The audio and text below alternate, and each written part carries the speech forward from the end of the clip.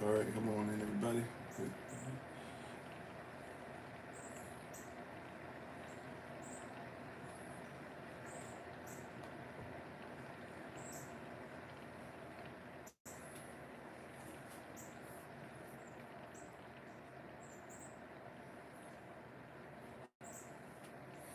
All right, shalom, shalom, peace, peace. May the words of my mouth and the meditation of mine heart be acceptable in your sight. He is our strength and our Redeemer, and it is in His name, which is His authority, that we pray, praise, proclaim, project, and protect today's message. Aman. Hola, mi nombre es Kofi. ¿Cómo está? Bonjour, je m'appelle Kofi. Ça va? Ni hao. Namaste. Osaya Nikitawiya, Ohio. I see you. Manut, Wagwan, Kamsamida, Aloha. Mabarigani, Akwaba, Madaasi, Itisen, Jambo, Bimini Kofi Nilafra, Kukatana Wewe, Boker Tov, Boker Tav, Grand Rising, top of the hour, top of the rising to you, Bakwa Tav, Barakala, Chami Chava, Anai Kovai, headed to Christ, Mashinam Chi.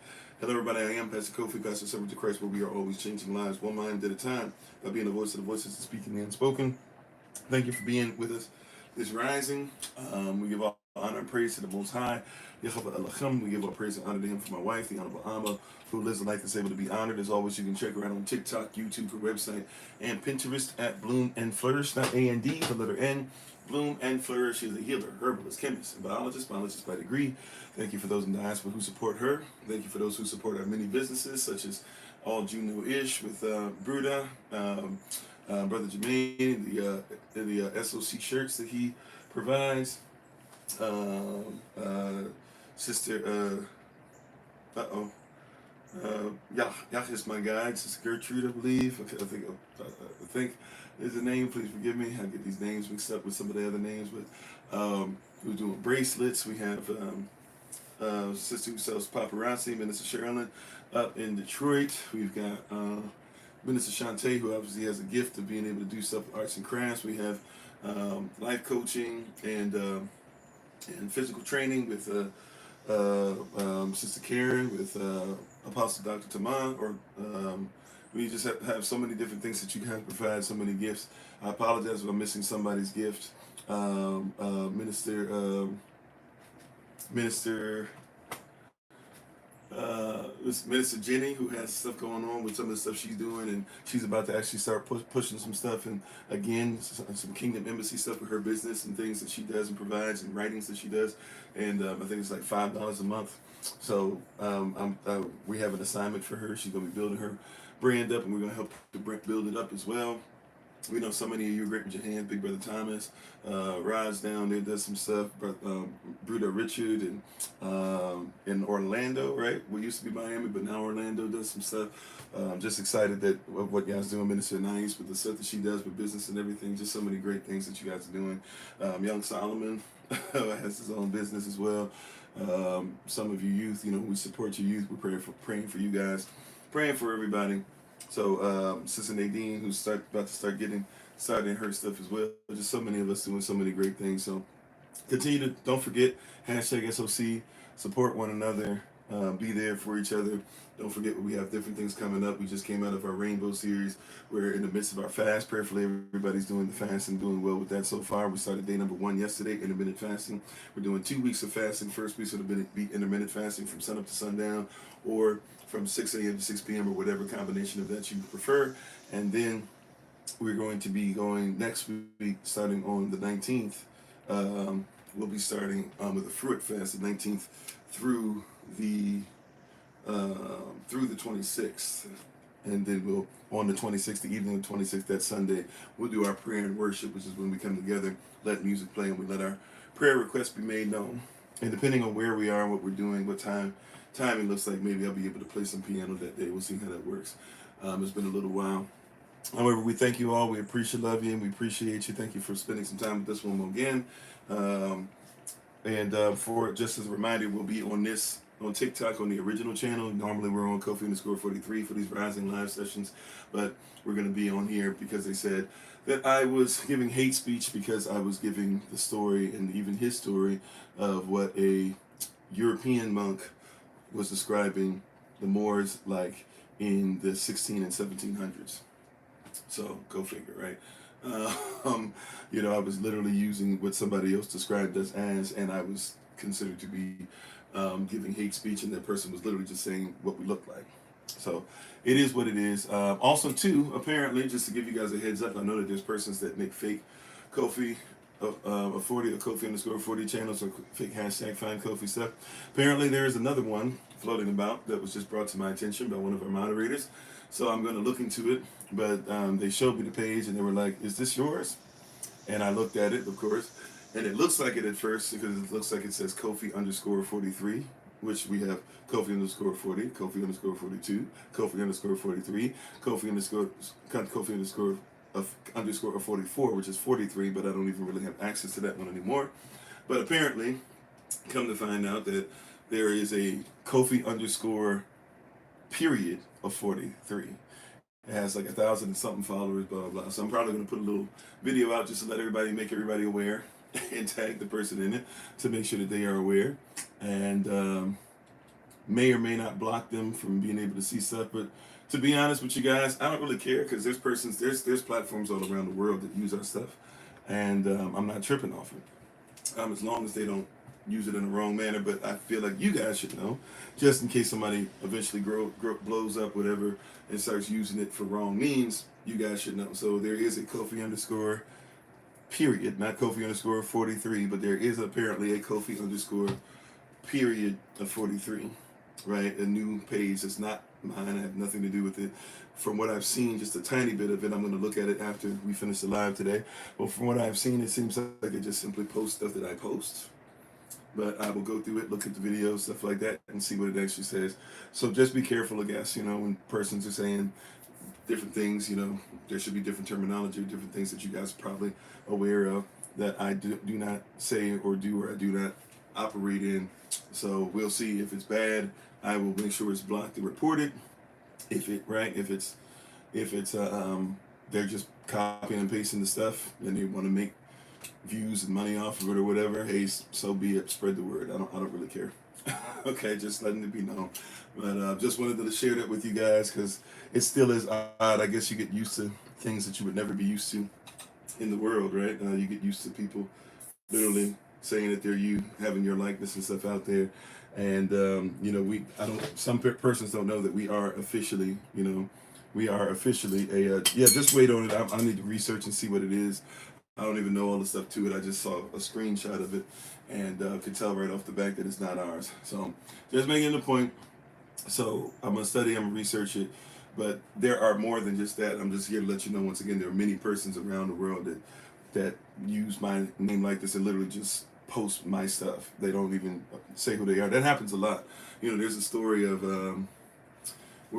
some of you probably heard the story, right? Dave Chappelle doesn't have an X, well now we call it an X page, back then he would have said Twitter.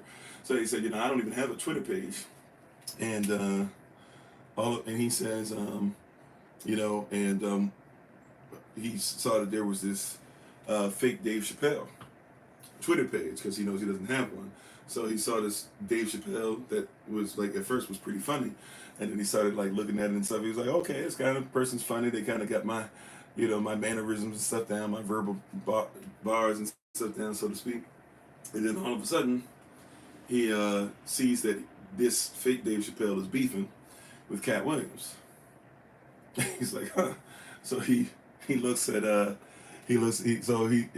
Cat Williams and this fake Dave Chappelle are going at it. So he's like, man, this is kind of whatever. And then all of a sudden, he's like, the fake Dave Chappelle is actually holding his weight pretty well. So finally, him and Cat Williams end up at an event together. They're backstage. He goes to Cat. He's like, hey, Cat, what's up? And, you know, Cat's like, hey, what's up? How you doing? He goes, you know, I don't have a Twitter page, right? In other words, he was trying to tell him, like, somebody's, who he's beefing with is not him. And Cat Williams looks at him and says, that's okay. I don't have a Twitter page either. In other words, right, like, you had two verified Twitter pages that were for the two persons they're supposed to represent, and the two persons, the actual natural persons, don't have Twitter pages, but they're having a Twitter beef. So stuff like that happens way more. It's just kind of comes with the territory. If it's something where they start doing some real bad stuff in my name or whatever, in the name of SOC or in making Israel look bad, I will make sure that it's reported, but I will check in with it and see what's going on. So just letting you know, there is a fake Kofi page. It is a KOFI underscore period OFORI 3. It's very, very interesting. And they don't have the same amount of followers. I'm not trying to say we're all that, but I'm saying you can tell right away. Because I think Kofi underscore 43, I think this Kofi underscore 40 has like 50 something thousand or something like that.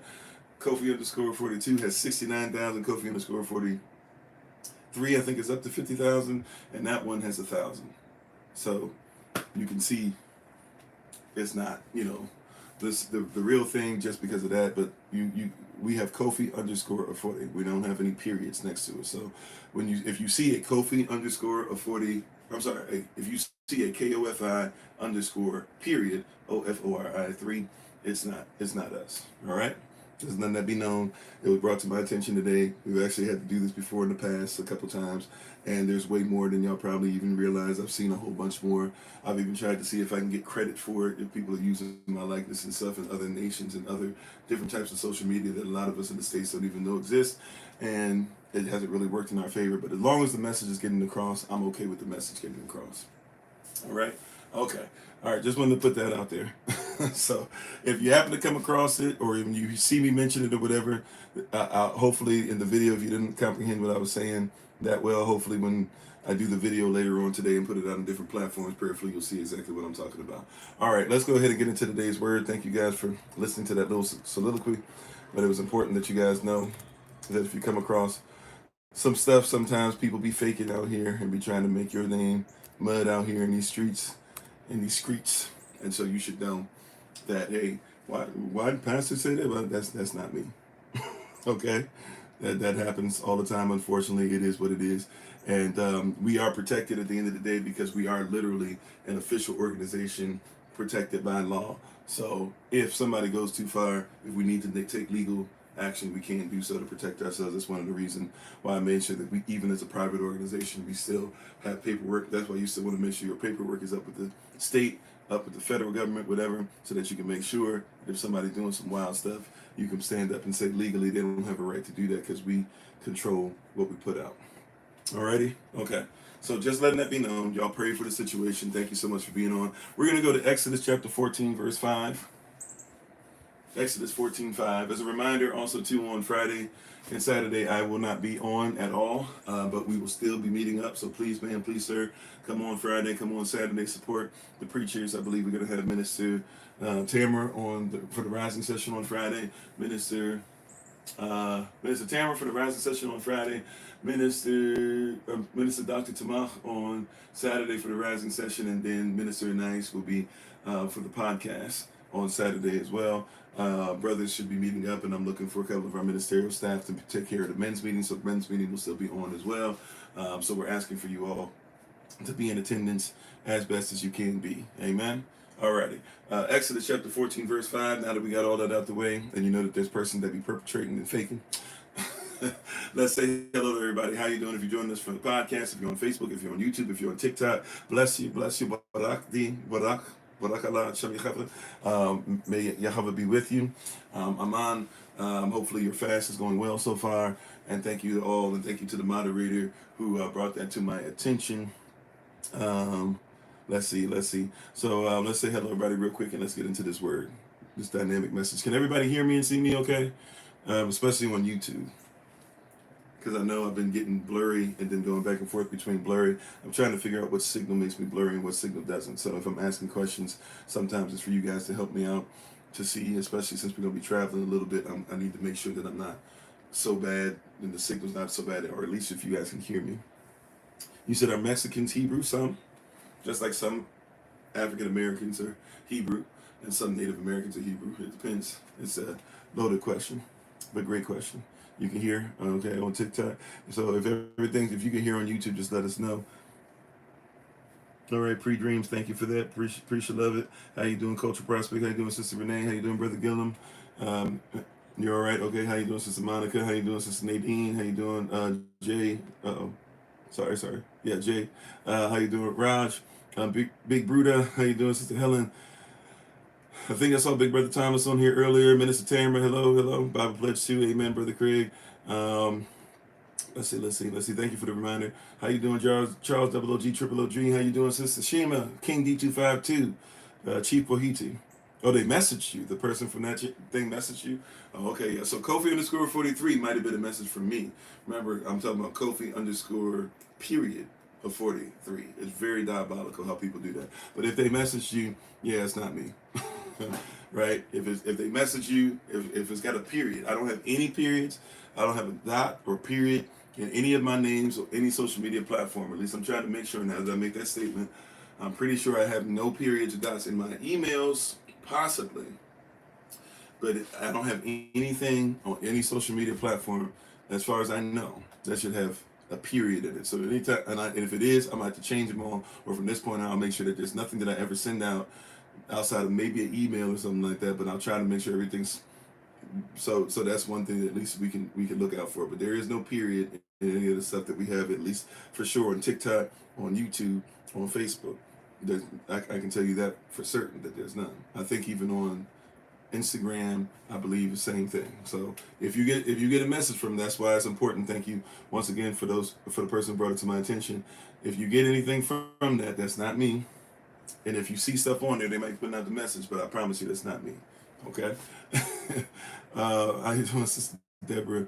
Everybody, lie down, everybody come on in. I apologize. We had to make sure that we said that. How you doing, Yasper? Once again, we're going to Exodus chapter 17. Shamat Yad. I said Exodus 17. Sorry, Exodus chapter 14. Let me check. Now I'm confusing myself. Exodus chapter 14. Shamat Yad Dalet At Che, or Exodus chapter 14. We're going to start at verse 5. How you doing, Giselle?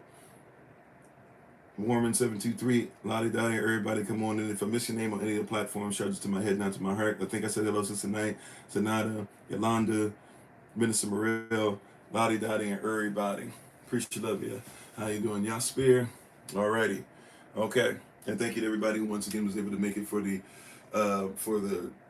regional meetings. We're going to have the regional meeting again this week.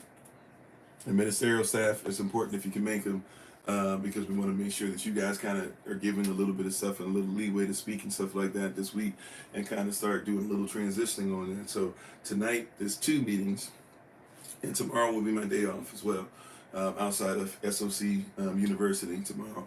But we're going to have regional meetings, 2 sets of them, for 2 sets of them. So the first meeting tonight, 7 p.m. Eastern New York time, correct? This is the first meeting tonight, 7 p.m. Eastern New York time, and that's going to be for those who are in the Carolinas, Georgia, Florida, and the Caribbean. All of you guys will be on the first meeting at 7 p.m. Eastern New York time, and then we'll do our live session this evening on Kofi underscore 42, and then in YouTube, and then the second meeting will be at 9 o'clock p.m. Eastern New York time, for some of you 8 p.m. Central, and that will be for the Central North region and Canada. So that would be Canada, Minnesota, Missouri, Michigan, Illinois, North Dakota, South Dakota, Wisconsin. I think that's about it. Ohio. Right? Anybody in that area. We'll be meeting at 9 p.m. Eastern New York time. Everybody else who was labeled at first on the lower East Coast or in the Caribbean, you guys will be at 7 p.m. Eastern New York time. We'll all join up together for the live session at 8 p.m. Eastern New York time. If you're able to stand to your feet and reverence the word, if you hover in any kind of way, or if you're able to reverence, even if you can't stand to your feet, we're not able to stare, but we hope that if you are able, you can stand or reverence the word in whatever way you can. Feel free to do so. We're going to go ahead and say our Bible pledge, and then we'll jump right into Exodus chapter 14, verse 5. So we'll get ready to say our Bible pledge. Amen. All right. It goes as follows. This is my Bible. This is my sword. And this will I trust. For Yahshua is Lord. No sword of God shall ever be heard. For this is my Bible. And this is Yah's word. Hasham Yechavah, Aman. In Yechavah's name, amen. Alrighty. Here we go. Exodus chapter 14, verse 5, starting there, it reads as follows. It says, and it was told to Malachiat Ma'izaraim, or it was told to the Pharaoh of Egypt, the king of Egypt, the people, the nation fled, and the heart of Pharaoh and his servants was turned against the people, against the nation of Israel. And they said, why have we done this, that we have let Israel go from serving us? And he made ready his chariot and took his people with him. He took his nation with him. And he took 600 chosen chariots and all the chariots of Kemet and captains over every one of them. And Yahweh hardened the heart of Pharaoh. He allowed, we talked about that word before, that he allowed Pharaoh to go into what he wanted to go into. He hardened the heart of Pharaoh, king of Kemet, king of Mizraim. And he pursued after the children of Yehashadal. And the children of Yehashadal, Banat Yehashadal, went out with a high hand. But the Kemetic persons, they pursued after them all the horses, chariots of Pharaoh, and his horsemen and his army, and overtook them encamping by the sea beside Piharath, before Baal-Zephon. Right? Overtook, not meaning that they had taken them back. Overtook as far as they surrounded them, or basically had gotten to a place to where it seemed like they were surrounding them and coming in. Right? Verse 10, and Pharaoh drew nigh, he got closer. The children of Israel lifted up their eyes, and behold, the Kemetic persons, the Kemetic people, the Kemetic armies, they marched after them. And they were sore afraid. And the children of Israel, Banat Yehashadal, cried out unto Yahweh, and said unto Moses, because there were no graves in Kemet, hast thou taken us away to die in the wilderness? Watch the language here. Right? Because there were no graves in Kemet, hast thou taken us away to die in the wilderness? Wherefore, because of this, hast thou dealt thus with us, to carry us forth out of Kemet? Is this why you brought us out? Is not the word that we did tell thee in Kemet, saying, let us alone, that we may serve those of Kemet? For it had been better for us to serve them than that we should die in the wilderness.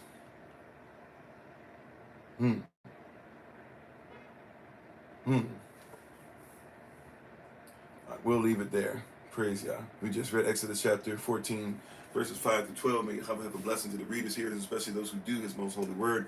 You may be seated in the presence of Yah. Go back to what you were doing, and thank you for doing so and being with us on this rising. Today's message is simply entitled, and how you doing, everybody? If I missed you, Donovan, I think I missed Brother Jermaine coming on. How you doing, Miss Q? Today's message is entitled, Pharaoh wants you back. Pharaoh wants you back.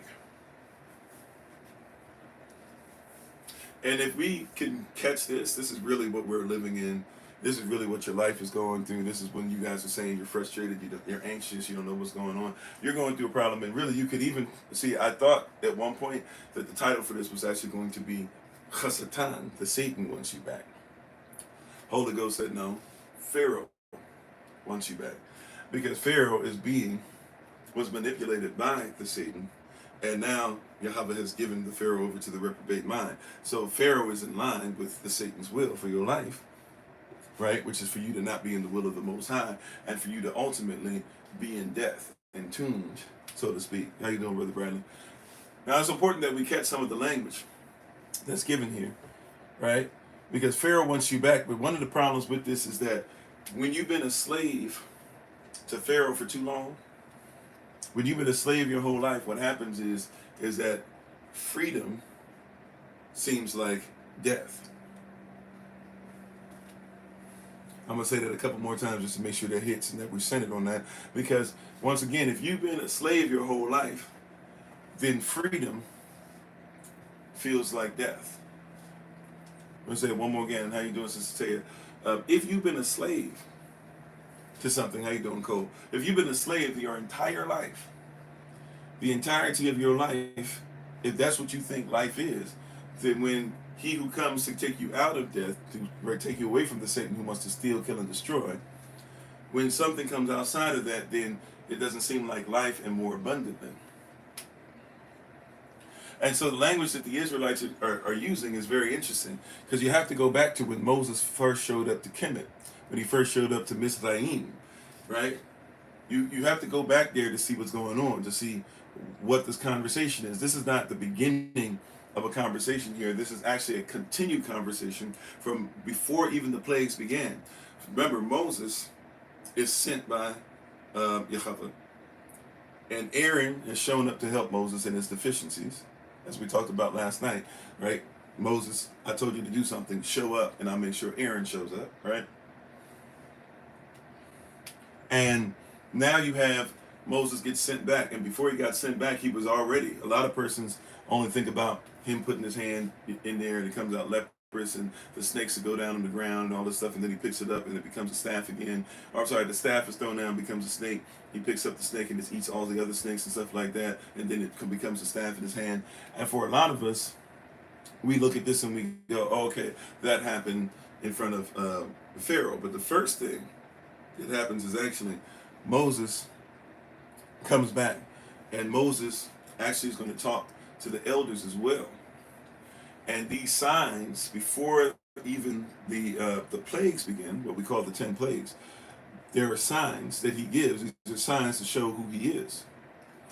And he tells the elders that the name of the Most High is Yahweh, and that their Elohim has sent him back.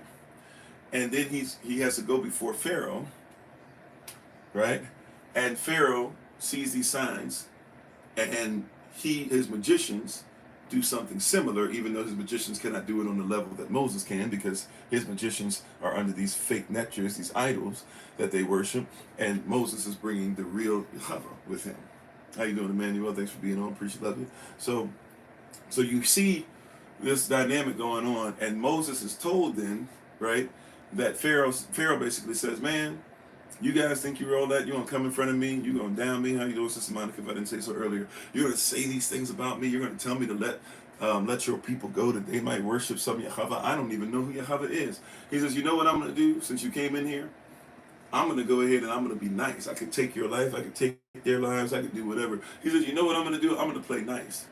And then what does he play nice in? He says, I'm going to have it to where I'm going to tell them they need to make more bricks, and I'm going to give them less material, less straw, less resources. Matter of fact, zero resources. They're going to have to make bricks without straw, and that's an important part, at least back then, of making the brick. Right? He says, I'm going to take away their ability. I'm going to make it harder on them while doubling it up. And now Moses has to go back to the camp. He has to go back to the elders. He has to go back to his people, some of which would be old enough to be able to recall, didn't you used to be one of them?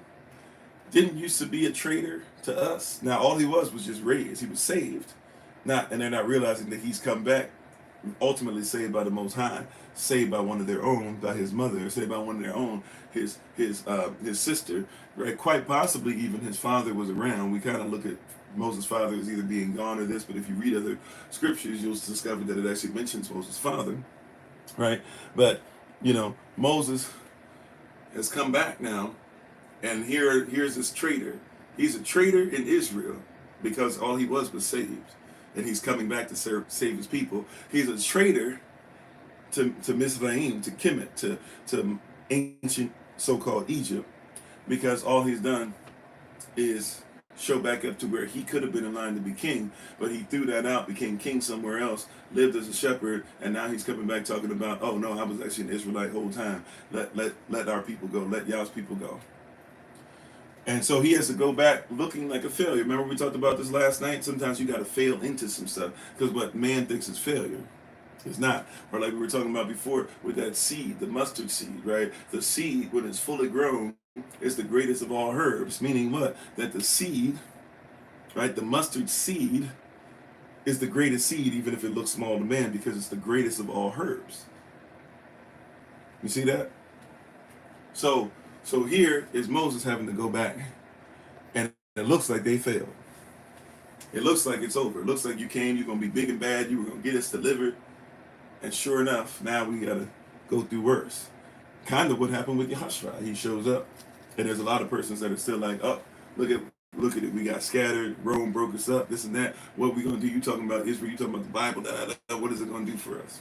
A lot of persons talk like this. It's the same thing, just as in the days of Noah.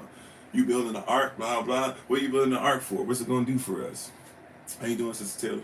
Right? You building the ark and all this, and what's that going to actually do? Da, da, da, da. Same conversation.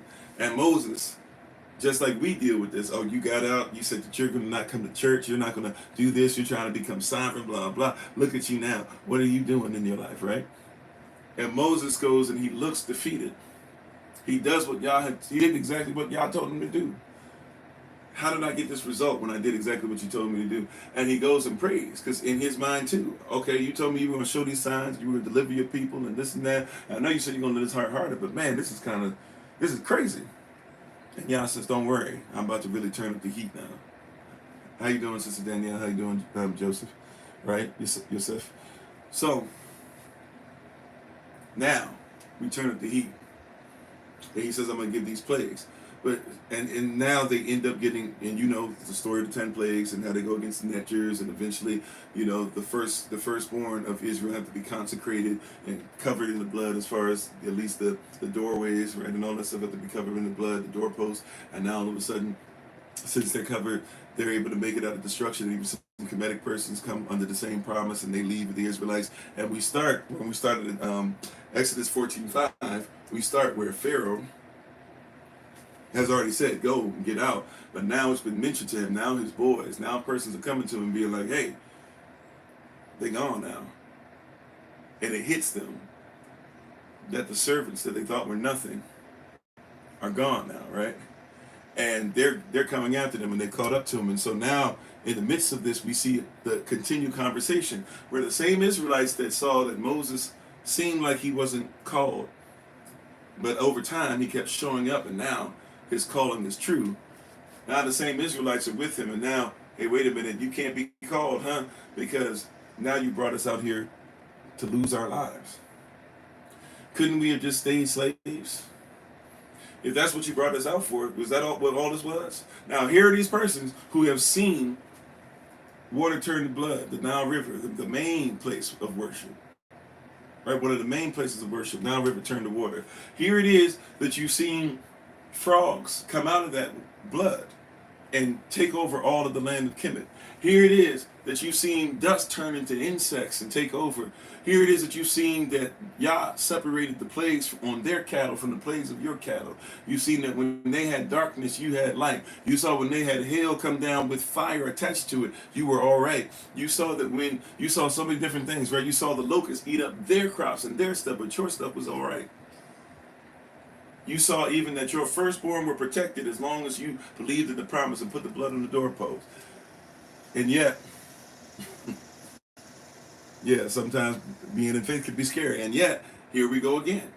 Kind of reminds me of Elijah. Elijah, you rained down fire from heaven in Yah's name. Elijah, you off 2 different groups of persons coming from you in Yah's name. You were going to do it a 3rd time. They had to beg you not to do it. You've done so many different things. You healed somebody of leprosy just telling them, go dip yourself in the River Jordan. Now all of a sudden, here comes Jezebel, and she done got rid of a couple persons like you, and so all of a sudden now you run and you hide and you go in a cave and you say you can't do this anymore.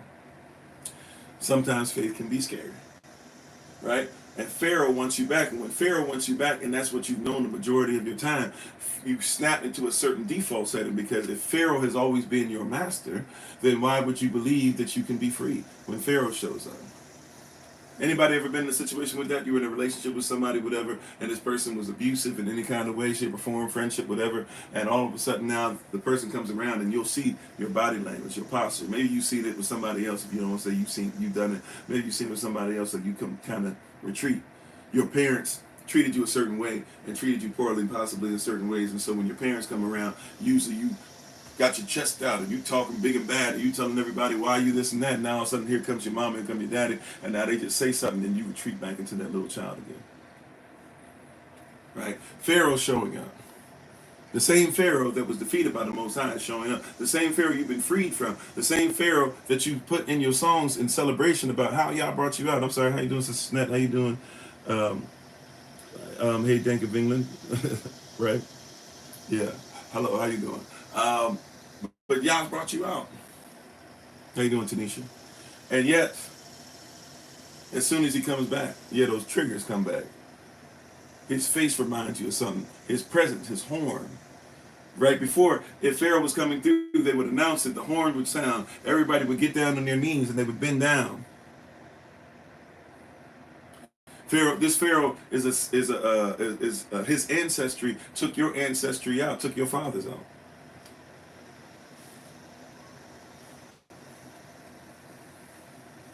Right? It's a different thing when he shows up. You've seen this a lot with our persons. Let's be honest, even in our diaspora, a lot of black persons of a certain era, right? 60 years ago to 40 years ago, and really further back than that.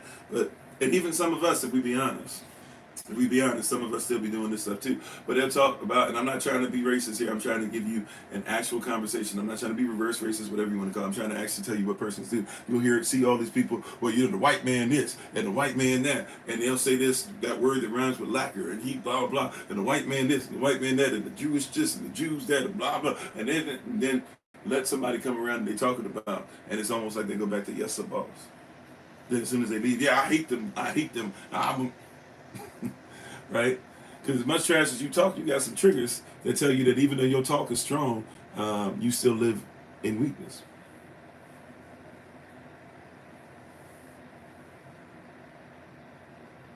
Can I delete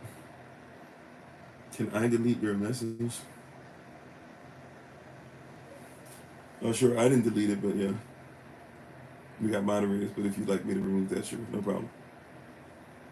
So these are the things that we're dealing with, and these Israelites have gotten to a place to where they've been free. They've only been free a little bit, but they've been free. They've seen that Pharaoh is not on the same level of Yah, yet here it comes again, and they're triggered. They go right back. It's a continued conversation, and they go back. Here's the language that they're using. Now that we got that in context, let's look at Exodus chapter 14, verse 10, where it says, Pharaoh drew nigh, the children of Israel lifted up their eyes, and behold, Chanat, pay attention, those of Mizraim, the Kemetic persons, they marched after them, and they were sore afraid. They were sore afraid. Not just afraid, they were sore afraid. It hurt how afraid they were. They were seized by fear.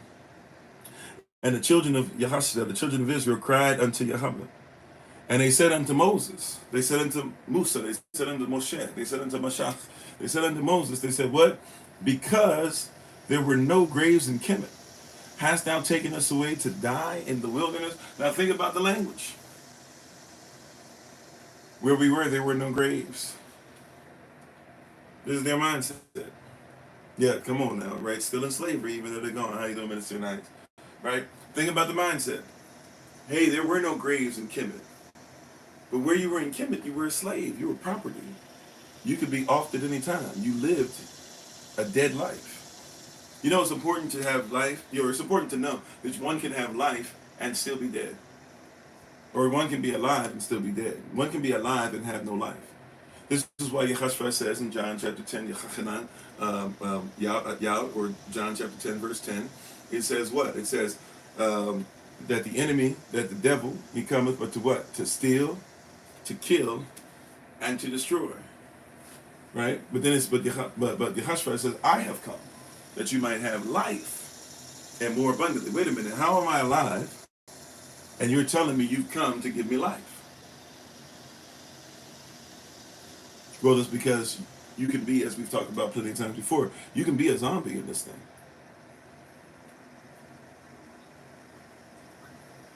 How you doing, B-Ship? If you're not careful, you can be a zombie in this thing. Right? You can be a zombie. You know, you wake up, you go to sleep, and in between, what do you do every day? I go to a job, use the bathroom, eat, do those things a few times, possibly every once in a while go pick up something from a store, and maybe get to see my children for more than 30 minutes before it's time to repeat the process tomorrow. How you doing, Sister Sermon? Right? You can be a zombie if you're not careful and swear that you are alive, but you have no life. Right? Matter of fact, the zombie, if you go into the whole zombie thing of the modern zombie tales, because ancient zombie tales, are usually talking about witchcraft where somebody's being controlled and being made as if they are somebody who has no life, or somebody who has no life and literally there's a spiritual control over them. Right? That's what zombie thing was. But nowadays, when persons talk about zombies and all these movies and books and things have done, our zombies are supposed to be persons who are dead, or at least they have some kind of parasite in them that sucks the life from them, to where they really are they're not even alive anymore. They're not a person. They're not a human anymore. They just happen to be somebody who's in the shell, right? It's like if you've ever seen those National Geographic type shows about the ants that will have these things that start to control their bodies and then put them on plants and stuff, and then have things literally grow out of their head, or it'll take over somebody's body, or even if somebody's ever got an animal or persons even get rabies, and how the rabies literally will have it to where the animal actually starts to attack the human being, because the rabies wants to be able to infest something else, so rabies tries to attack anything so that they can try and get into the next thing, right? You have the fungus that takes over insects, exactly, right? See, so that's basically what a zombie nowadays is thought to be. Especially if you, I don't really watch zombie movies and stuff, especially anymore. I don't like gore, just being honest with you. I'll deal with it in person if I have to save somebody, but I really don't like gore. Right? That being said, and this was PG-13, but it was still kind of jacked up. I think it was PG-13. That movie, this is an older movie now, what is it, with Brad Pitt? World War Z. That's kind of how persons think about zombies now. That's why I give that description, right? So when you have something controlling it, or even like a golem or something like that, sure, but you have something controlling this living being. How you doing, Minister Tracy? And excuse me, you have something controlling this living being, and so this control of the living being, right? This thing is controlling the living being is actually what's in charge. And many persons' lives are going through the same thing. The beast, who's controlled by the people, who's controlled by the Satan, right, are living this very interesting thing called life, and swear that it's so much different. For example, the Drake Kendrick beef that still seems to be having legs, and now people want to talk about how Lil Wayne's in the beef, and people want to talk about this one's in the beef, and the Weeknd's in the beef, and blah blah. And it's getting to a point where it's like, because I've been trying to research it, because I know it's a huge part of how a lot of persons are going to be there, and I've actually seen a lot of stuff that's interesting, because a lot of Drake stans have actually listened to this stuff and then been like, wait a minute, like we kind of were duped, and to see these men and grown men, some young men, some teenagers doing these reactions and crying, because they're seeing that they've actually followed an idol, and this idol was not worthy of their worship, and seeing it break down in front of them, right? So it's been an interesting case study. But in the midst of this, you'll see that this is really nothing more different than what's going on in the world today. It's Republicans versus Democrats. It's Drake versus Kendrick. It's do whatever you want versus supposedly some kind of holiness or spirituality. It's the same fight. And really, that's what it boils down to. It's the same thing. It takes an interesting way of looking at things, but it's the same.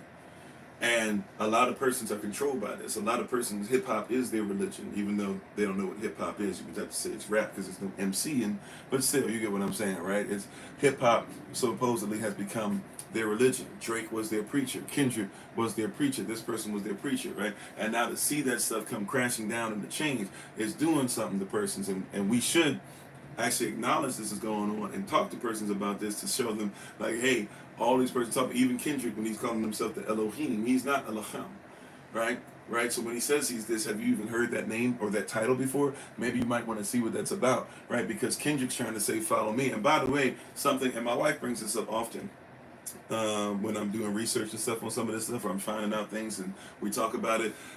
She says this quite often, and I want to give credit where credit's due. She'll say, don't forget that Kendrick is in the same industry that Drake is in, right? And it's hard because part of you sees how much Drake is a problem. Now Kendrick is a problem too. I talked about that. How you doing, Sister Angela? But it's hard because part of you sees how much Drake is a problem, that you were kind of happy that he's going away. But she was like, don't forget Kendrick is in the same industry. And if there is a sacrifice, like Lil Wayne just said on one of his songs recently about Drake, then Kendrick is part of the industry that's sacrificing. And when he says F the industry too, he's still making music, with Taylor Swift. Right? I think it's the second diss song, the 616 in LA song, I believe.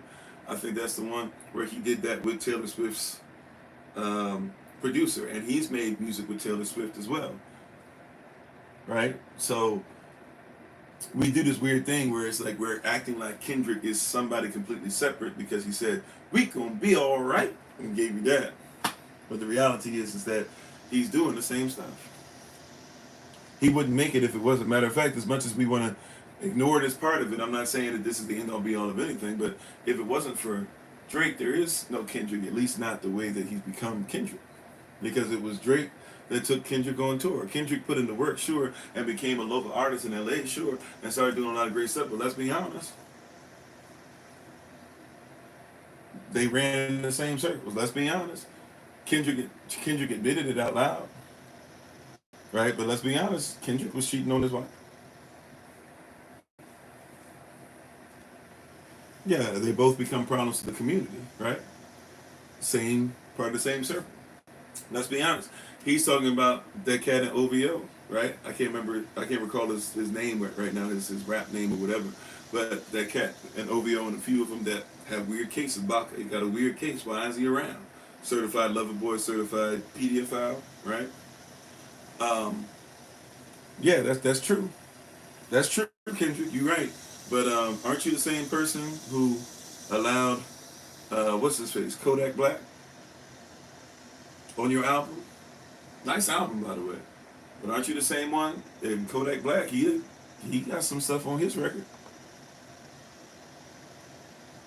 The only reason why you brought it up is because it was time to make sure you wanted Drake to go away. You might really dislike, like you said, you hate the way that he walked, the way he would talk the way you hate the way that he dressed, even though that was a shout out to DMX when he was on the interview with the Breakfast Club. But still, you made it a point to say that, okay, maybe that's true.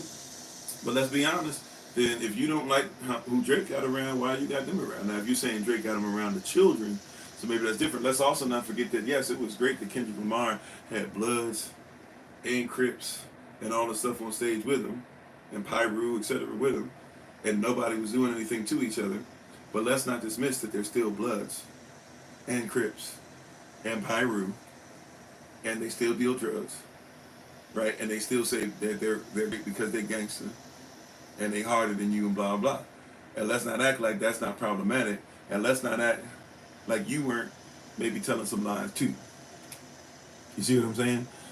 But it's interesting that we'll forget that that's what's going on, right? And it can be problematic, right? And in this season of fasting, we're making sure that we're coming out of the world and being ready to release some things that are curses that might help us from getting the blessings. And as much as we might really like that stuff in the world, I told you before, what was it, a while ago? I was laughing. I don't remember how, this was a long time ago. I was talking about how I was into that Wayne song, and he came on there, right? And and had that line talking about, change my name Buffalo, big Siberian Husky flow. I've been a big dog since a puppy though. Check me out, what is it, in my residence, that's a bungalow, whatever, I can't remember the lyric. But I was like, I listened to it and I was like, ooh. I was like, that's tough, because it's kind of annoying how many punchlines he gives, but Wayne is the king of the punchlines. And when he came out, that was the start of it. I was like, oh, that's tough right there. And then I had to immediately, the Holy Ghost had to immediately say, tap me on the shoulder, Kofi. I was like, oh yeah, like let me not get too deep into this. Let me not make this a whole thing where I'm gonna do a whole Lil Wayne telethon in my personal life and just keep watching it or listening to his stuff over and over again. But it can be something that if you're not careful, it takes over. How you doing, Dragon Jeter? Right? And thanks for being part of the community. So here is Israel, and they've been delivered out. But their first response when Pharaoh shows up is, maybe we should go back. Think about that. You lived in slavery. You were controlled and manipulated by a parasite, somebody who bled the culture, bled the blood out of you to make sure that they could do great things. Now here you are stepping outside of it, and your first response when you see it again, because you're so used to it, is maybe we should go back to that. They said there were no graves in Kemet for us, but you had no life. You were a zombie, but all you did was build for somebody else. Built nothing for yourself. Now here you are free to finally start building for yourself. And the same Yahweh who rescued you and his servant, the same servant Moses, who was used as this tool of escape, now all of a sudden he is somebody that you must dismiss and say that he's nothing. How you doing, the way of feeling? Thanks for being part of the community. Right? There's an issue, there's a problem. And it's the same thing with us. How many persons are being dragged back in to voting because now we've got a so-called, and by blood quantum or race or whatever you want to call it, sure, Kamala Harris is technically black. Now it's kind of the same thing as the Drake thing, because when persons say she's just now turning black, they're not saying she's turning black now all of a sudden magically. We know her father, her biological father, is from Jamaica, right? What we're saying is, though, is that you've never heard her say anything about Jamaica up to this point. You've never heard her say anything about they not like us. You never really heard anything about HBCUs. Everything was always, she's the first Southeast Indian woman to do. First Southeast Indian woman to do. She was locking us up. I told y'all, got a neighbor. I can, like he's told me details about his own personal family members and friends, multiple persons who were over where they were locked up by her for weed. Or and I know other persons, I can't say it's the same person, but I know other persons, which also goes with stuff that's been reported years ago before she was famous, that she was somebody to be careful of, because if your child wanted to go from one school district to another and you lied about your address, they were going to lock you up for years. She was the same person who told you that Joe Biden was racist, which is true. Then all of a sudden, when it was time for her to step in for the person who allowed George Floyd's killer, right, to be free, that governor got caught up in that. All of a sudden now Kamala says, we did it, Joe, when Joe Biden wins. And when she was running, she was called out by a Hispanic woman who said, hold up, if you're going to be up here saying all this stuff, why is it you locking your own people up? She said that while she was running. That's one of the reasons why Kamala ended up having to fall out the race, because she was called out on that nonsense on a national stage, and she had nothing to say other than, who are you to challenge me? You don't know what I do. You don't know, but you never address, why did you lock your people up? Why is it okay when the Hispanic woman said it, but it's not okay when Trump says it? Now, I'm not a Trump supporter. And I know some of you, as soon as I said that, you got afraid and you're ready to turn, because how dare I say Trump can be right about anything? Trump is not righteous. I don't care about being right. I care about being righteous. Trump is not righteous. But if he says a fact, you can't act like he didn't say a fact. Because we busy saying Drake ain't like us because his mama's Jewish, but his daddy is us. But we're not saying he's not like us because he got Jewish blood. We're saying he's not like us because he's never cared about his community. And it's the same thing, right? Really, the same thing goes for Trump. Y'all think that Trump cares about white sensibilities. Trump steals from so-called white people in the same manner that he steals from so-called black people. He not like them either, right? He not like them either. But he'll use them to get across what his masters and what he himself, because he's up there in the upper echelon, in the upper room, but he'll use them to get what he needs. Well, you're being used at the same time too.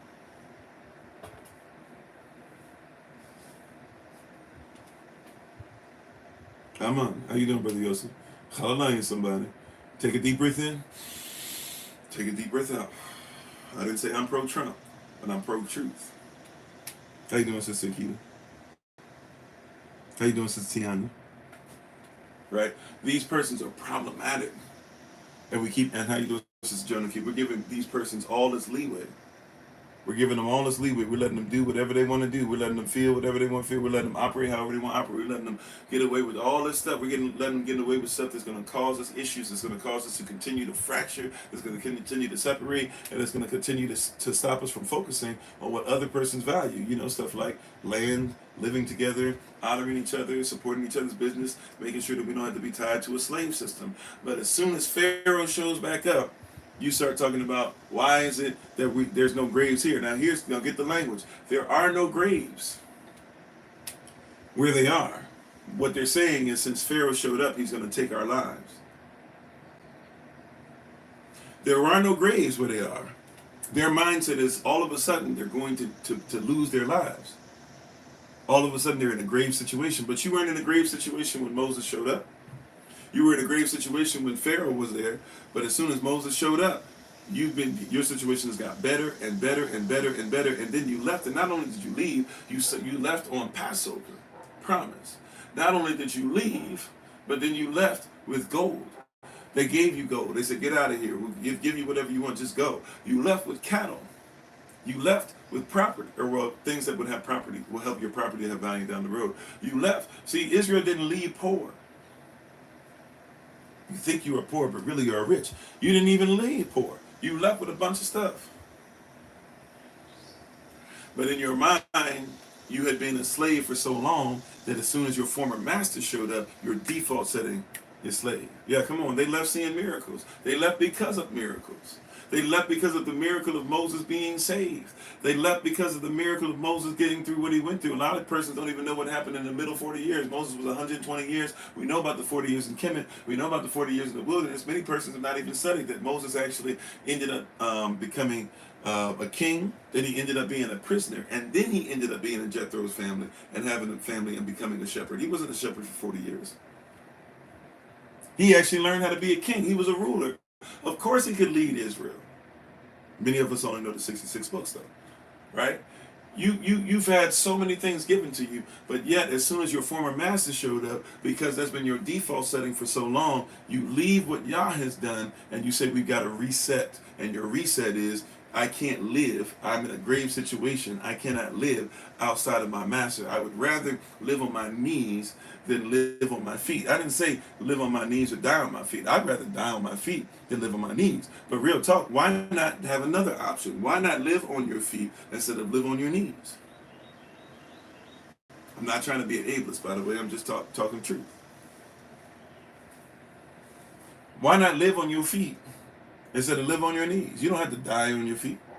Why not live on your feet? Why is the only option is that you must either be alive on your knees or die on your feet? Why is that the only option? Why is the only option is you had to jump off the ship or you had to become somebody's slave? And we forget, well, what about persons who got free? What about boats that never made it to their destination? What about persons who fought and fought? Yes, there were some Nat Turners who lost their life, but what about the Toussaint Louverteurs and the Georges de Sillons and the Dudley Bookmans and all these persons like that, and who actually caused you to have a whole nation of freedom? Why is it that the only option we have is to be subservient to somebody else, right? Pharaoh wants you back. He doesn't even want you to consider. You see, Pharaoh was the one who said, go, leave us alone. You'll hear him say this stuff. Go back where you came from. We don't even like y'all. Well, some of us are from here, but you get what I'm saying, right? Like, go back where you came from. You think it's better somewhere else, this and that. But then as soon as you start saying we're going to leave, why do you want to be anything but American? Why do you have to be African American? You're not African American. You're not from Africa. You're from here. See what I'm saying? Same thing.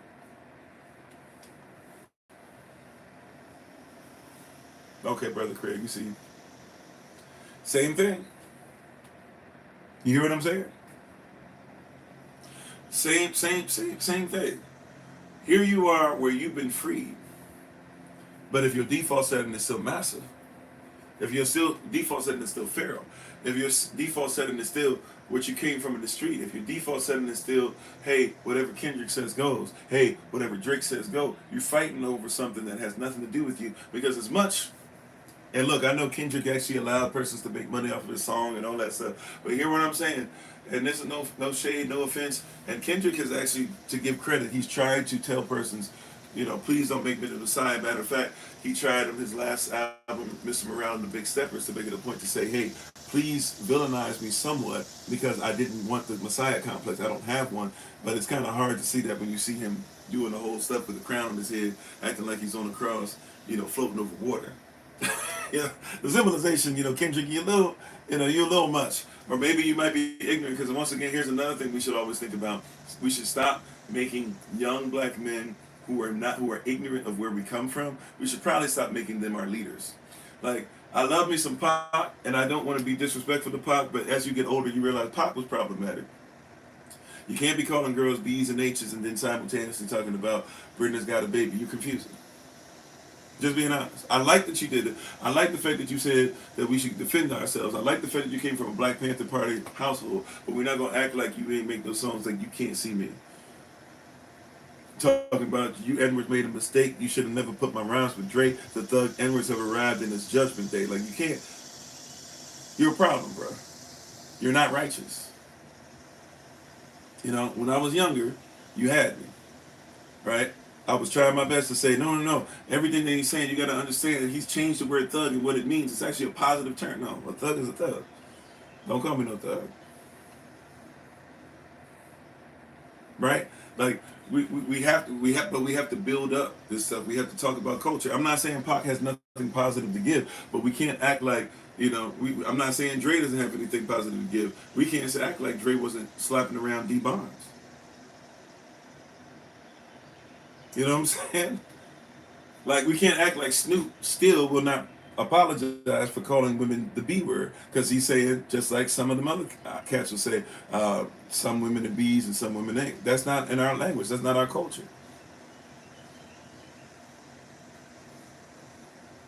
How you doing, Tabitha? I see you, Brother Craig. Yeah, they had us. Right? Like, we have to realize and recognize that we were jacked up. And now that you become free, all of a sudden when nostalgia shows up, when Pharaoh shows up, remember we talked about before, there's a term that we coined. I'm not sure how many persons were here when we talked about it, but there's a term that we talked about when we talked about when we use certain terminology. And one of them that we talked about was toxic nostalgia. Some of we act like nostalgia always is positive. But you can be nostalgic over something that tears you up and tears away the very fabric of your community. You can be in a great relationship with your wife and still listen to some stuff that's toxic to your wife. And open your gates right back up. Just being honest. Right? And not even make an attempt to compartmentalize. You can literally be singing some stuff and not even be thinking about it.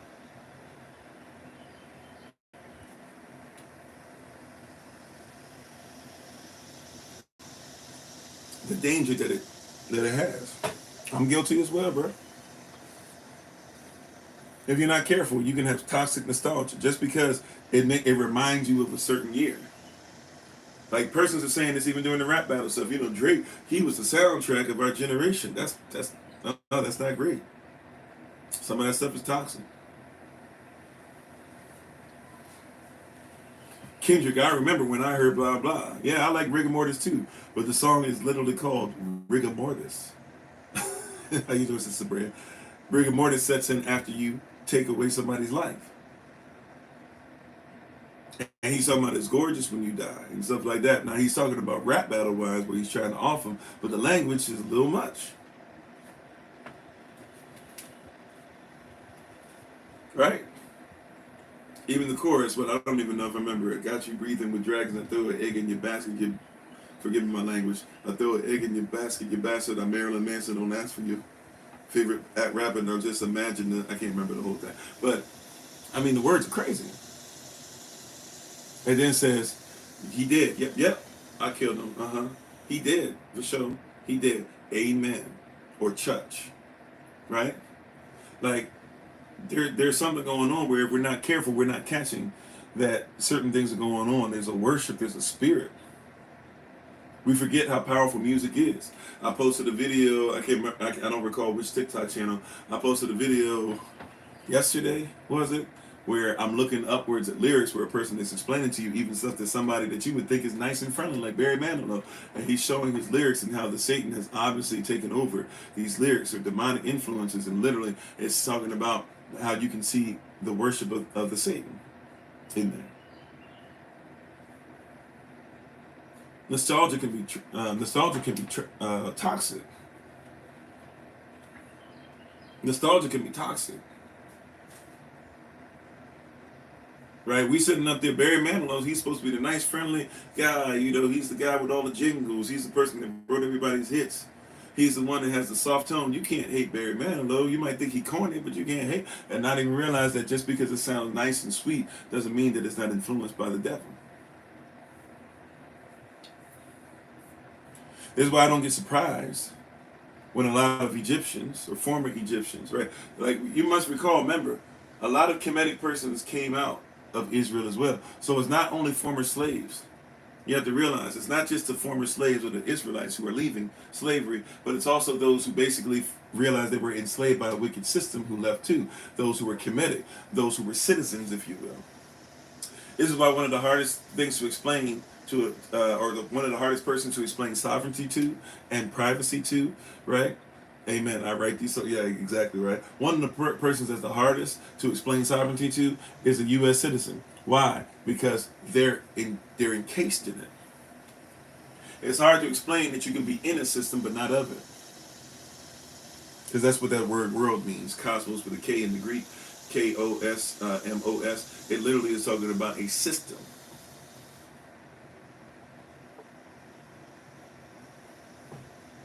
It's difficult to get somebody who lives in a system. See, this is how, when you say, oh man, we're going to vote somebody in, and when we vote somebody in, let's say Kamala, everything about it, let's just say everything that Kamala says is 100% accurate, and she's going to be the one who fixes everything. Here's the problem. She might have 100% goal to fix everything, but she's going into a system to where she's not allowed to. You know, persons don't want to hear this, but the system that you've been delivered from, the system you're coming out of, or the system that prayerfully you will come out of, the system that you've been delivered from is not broken. It works. Right? You have a system you're coming into, it works as well. The system you're coming out of, it works. And we do this weird thing where it's like, oh no, the system is broken. No, the system works. You think that these laws are on the books accidentally? As it should work, right? These laws are not on the books by accident, by happenstance. It didn't just so happen that, oh, we hit an accident. Persons slept, like, I don't want to use the term slave too much, but you know, they slaved over it. They worked over it. You know how somebody says, I've been slaving over this oven, I've been slaving over this stove all day. Somebody was working on this. You think they just randomly wrote the word savage in the Declaration of Independence and the Constitution? You think that was random? Every word. See, this is why we say, man should not live by bread alone, but by every word out of the mouth of Yah. But if you go by the Constitution, you got to realize that if you're under that standard, if you understand that every word in that Constitution is what you're under. Every single one. And when you start to get free, yeah, you're supposed to have a pull. Because Pharaoh wants you back. He told you to go away. He said, fine, you don't need me, go ahead, whatever. And a lot of times, to be honest with you, you know, a lot of times when cats say, if you don't want to go ahead, you know, in relationships, somebody say, if you don't want to be here, you can go ahead and go. You can't make it without me, blah, blah. They don't think you're going to go. How you doing, Divine Knowledge? You ever thought about that? You ever been in a relationship? Maybe you were this person, low key, but you ain't got to admit it. But you say, go ahead, go. Or they say, go ahead, go. You don't have to be here. If you don't want to be here, we don't need you, blah, blah. And then all of a sudden you start going and they say, wait a minute. Because what they had control over is not there. And when you have control over that, you must comprehend if they got all this control over it, and in essence what's really going on is not only do they have control, but let's keep it a buck. How you doing, Brother Dwayne? Not only do they have control over it, but now you got to recognize that really what they're saying is if we have control of it, you are our slave. Right? So when they say we built America, they say we built America because they don't even believe you to be a person. They believe you to be property. And you were property for so long that you still act like property. The only reason why you whip your child is because they whipped you. So you look up to master so much still. You swear that you're not a slave, but you still want in here. And you look up to him so much you still whip your child. Why you whip your child? And even if you come family that couldn't afford slaves. Why'd you whip your child? Because if you messed around with Massa, he would show you that I could make you just like them. You know a lot of Irishmen? You know a lot of Irishmen from, not from Northern Ireland, of course, but from actual Ireland. A lot of Irishmen hate so-called Irishmen or Americans with Irish descent. They can't stand them. See, real talk. You know why? Because they can't stand the fact that some of these Irishmen, right, rock with that Confederate flag or keep saying pull yourself by your own bootstraps, not realizing that the British practiced on the Irish first and still own Irish territory. In Northern Ireland, for those of you who don't know, there's a difference between Londonderry and Freederry. What does that mean? In Northern Ireland, there's a spot that used to be called, that was by the oppressors, by the English, was changed, the name was changed to Londonderry. But they call it Freederry. Those who are free in Ireland say that belongs to us.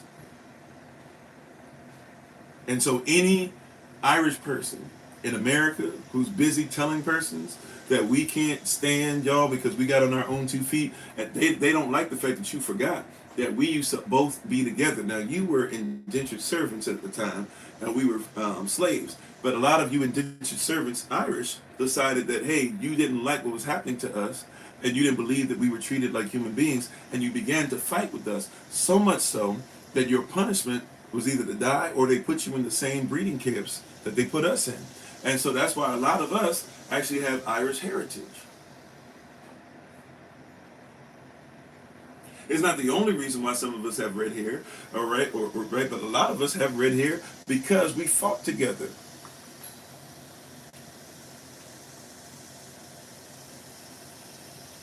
I see you, Sister Taya. Yeah, right.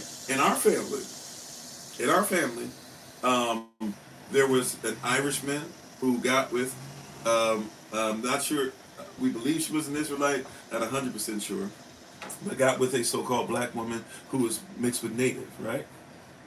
You said, so I don't believe in God, I don't worship God, I worship Elohim. God is a Germanic way of saying that you can make whatever is spirit, right? So do I believe in the Most High, Yahweh Elohim, or who you call Jehovah Elohim? Of course. Do I believe in the Son, Yahashua HaMashiach? Of course. Right? Do I believe in one of HaKodash, or what you call Holy Ghost, Holy Spirit? Of course. Right? But my culture, and kingdom culture in the original, in Paleo Hebrew, the language of all creation, according to Jubilee chapter 12, verse 25 to 27, I stand on truth and originality, or principalities, or principles, because we wrestle not against flesh and blood, but against the fact that we can't go back to the origin of things or principalities. That being said, though, what was I saying?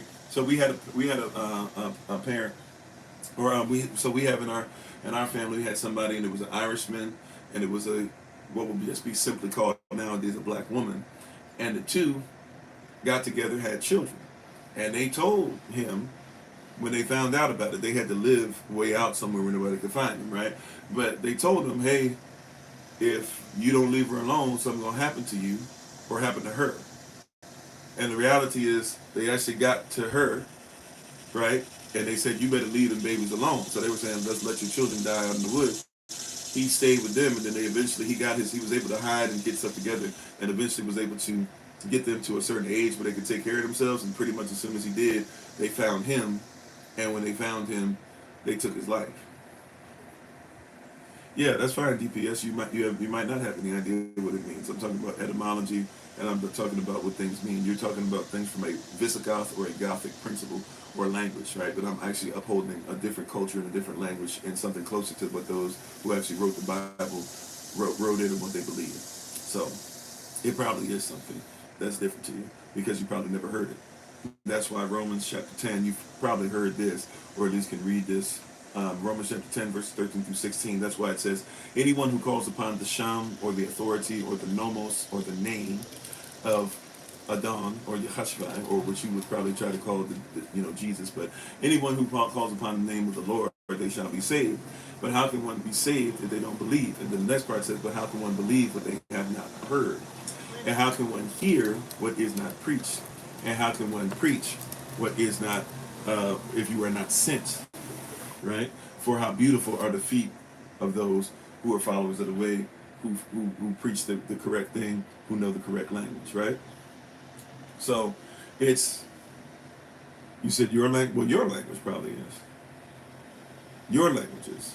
There's more than just that, but that's okay.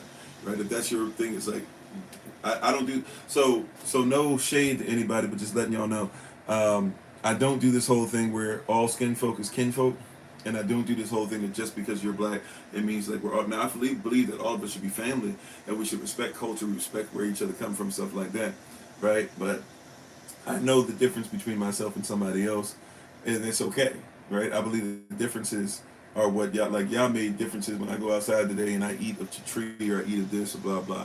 No, I get what you're saying. That's the whole Moorish thing and blah blah. Problem is, if you look at the Rogus Thesaurus of 1834, same time frame, they're trying to tell you that people start. We forget they twisted the word, right? The word white actually doesn't even mean color until eventually they started trying to say that they were persons of a different ilk, saying that they deserve to be able to take over their land. If you look up even in Rogus Thesaurus in 1834, look up what a Negro means. A Negro is talking about a Moor.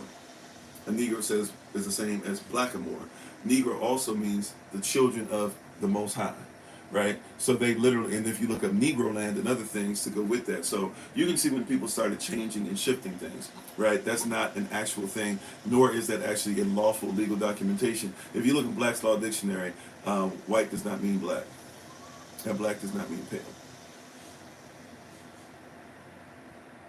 But it is what it is, right? I get the Moorish, or so-called Moorish, is once again, even when people say Moor, they're trying to make all these things more that weren't even a Moor, or persons who were changing the Moor, not even taking into account the one-drop black blood rule, which, by the way, is blood quantum stuff, which any Moor, even the noble Drew Ali would tell us we should probably be careful of, right? But there's a lot of different stuff in there. Said, are my ancestors from Africa? Sure. Some of my ancestors, so my ancestors are Anakitoya. I don't know what this matters, but it is that you, I guess you feels like you must, so it's no problem. My ancestors are Anakitoya, if you know what that is. Also Choctaw, if you know what that is. My ancestors also would be Gullah Geechee.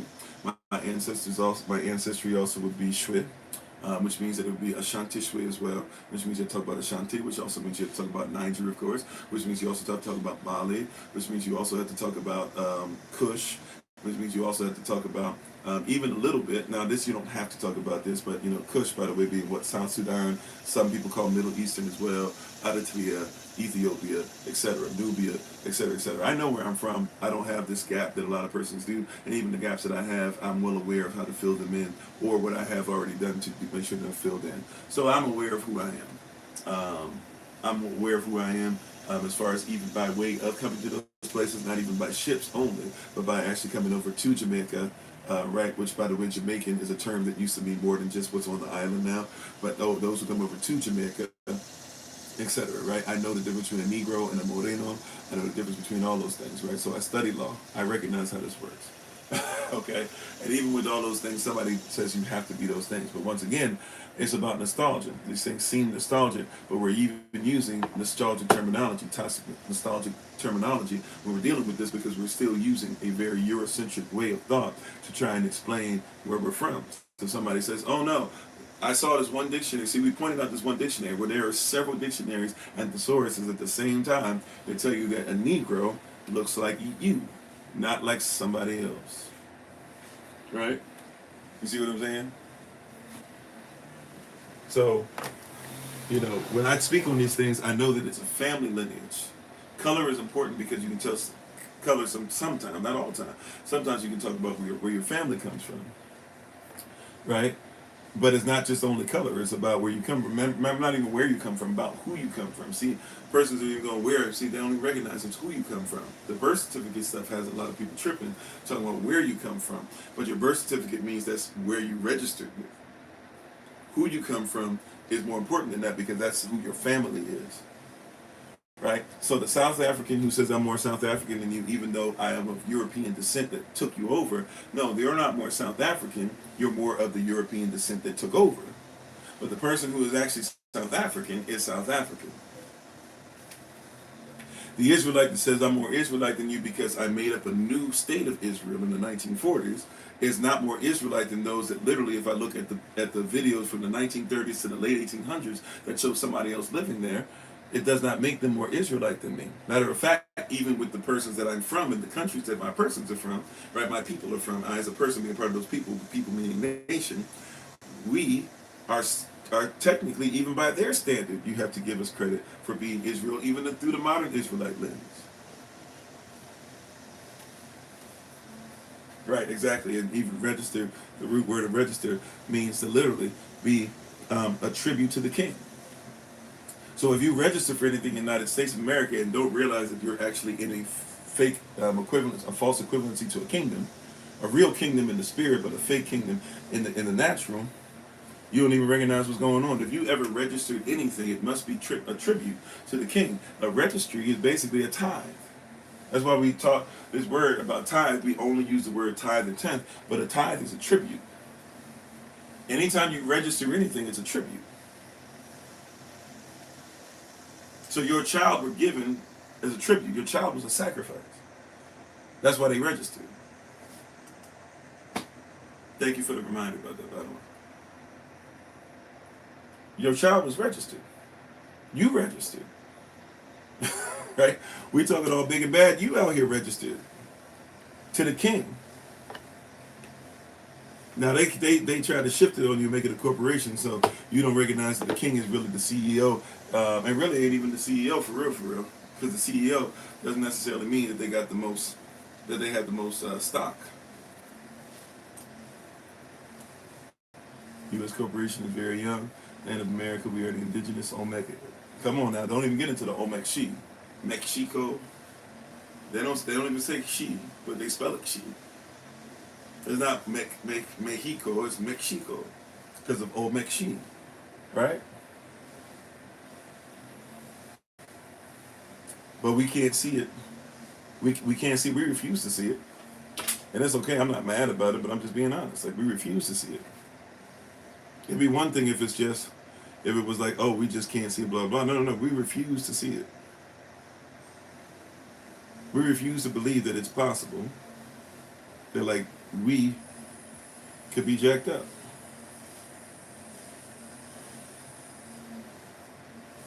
Like, we refuse to see that it could be possible that we've been jacked up.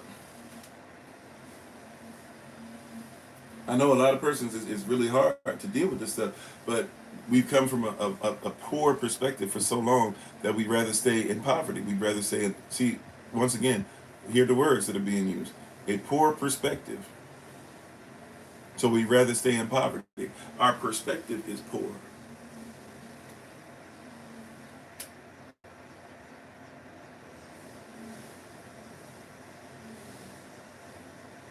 You hear what I'm saying? Our perspective is poor. Right? That's why you think you are poor, but really you are rich. How you doing, Brother TJ? If you ever realize, see yourself from the correct perspective, you would never bow down to a impoverished mindset at all. Why do you bow down to the impoverished mindset? Why do you bow down to persons who say that you're not valuable? How you doing, Big Roy?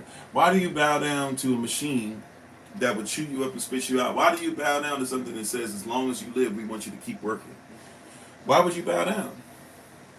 Why is it that we think, watch this, why is it that we even want to retire? Now hear what I'm saying, it's going to sound crazy.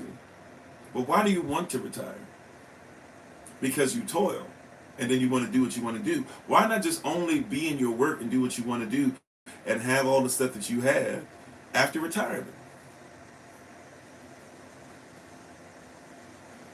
Amen, Minister Tammy. You see what I'm saying?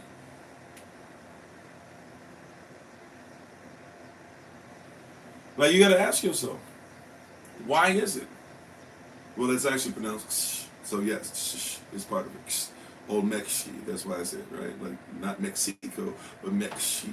And because they can't really pronounce that sound, right? And if you go down there or whatever, and you talk to some of the natives, you know, that can still somewhat speak the language. It's somewhat, a language is really hard, but there are some that still speak the language, and you'll be able to find it, right?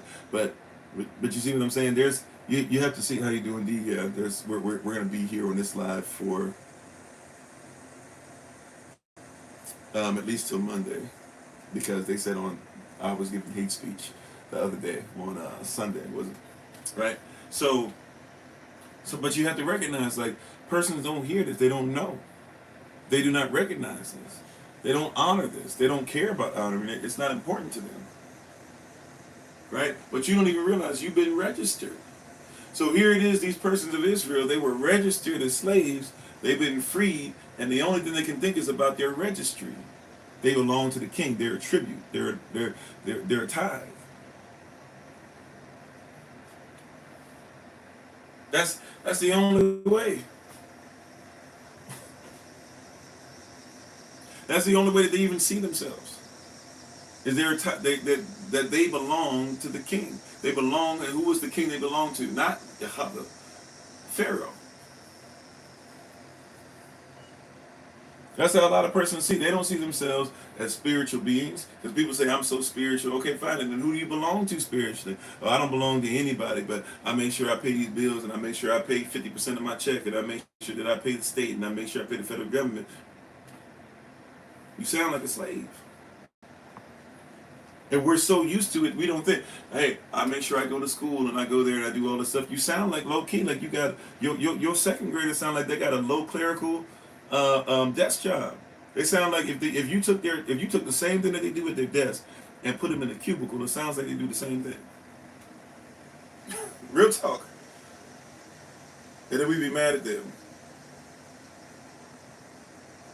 We get mad at them because they don't want to do their work or they don't like school. I ain't like school either. And if I was in their situation, I definitely wouldn't like school. Not even allowed to say how I feel about stuff. I'm told that my private parts don't even matter. No wonder when they get older they get rid of them. Why would my private parts matter? If I'm not even allowed to see why I have them and to digest and to go through any coaching on life and to find out what it actually is through my cultural lens, not through somebody else, but through my cultural lens, where I come from, where my people think, what do they think about who I am? What would they like for me to do? And if I disagree with it at some point, fine. But I can't even do that because I have a system that says, see, it'd be one thing if your culture, and there's something in your culture says, LGBTQIAPD+. Do what you do. That's your culture. But some of you, that's not even your culture. And if your people try to say we would like to teach you different than what they teach you, your parents can lose you as a child in some places. I'm just saying that's a little weird. Somebody gonna try and change up what I said. That's a little weird, right? If these persons are supposed to become who they're supposed to be, guess what? Every person in here, not one of you are self-made, right? Somebody influenced every single thing that you've done. Somebody brainwashed you in every area. And even if you've changed in some ways, then you had to be brainwashed again, even if you think you brainwashed yourself. You know how I know? Because you don't even know how to understand. You wouldn't be able to comprehend what I'm saying had somebody not spoken to you in the same language. You wouldn't even be able to talk about how you feel about the Bible if somebody didn't tell you how they feel about it and transfer that spiritual energy on you and your so-called spiritually connected self. Right? You only know what you've been taught. Taught by what you heard, taught by what you were in the womb, taught by what you were fed, but you self-made.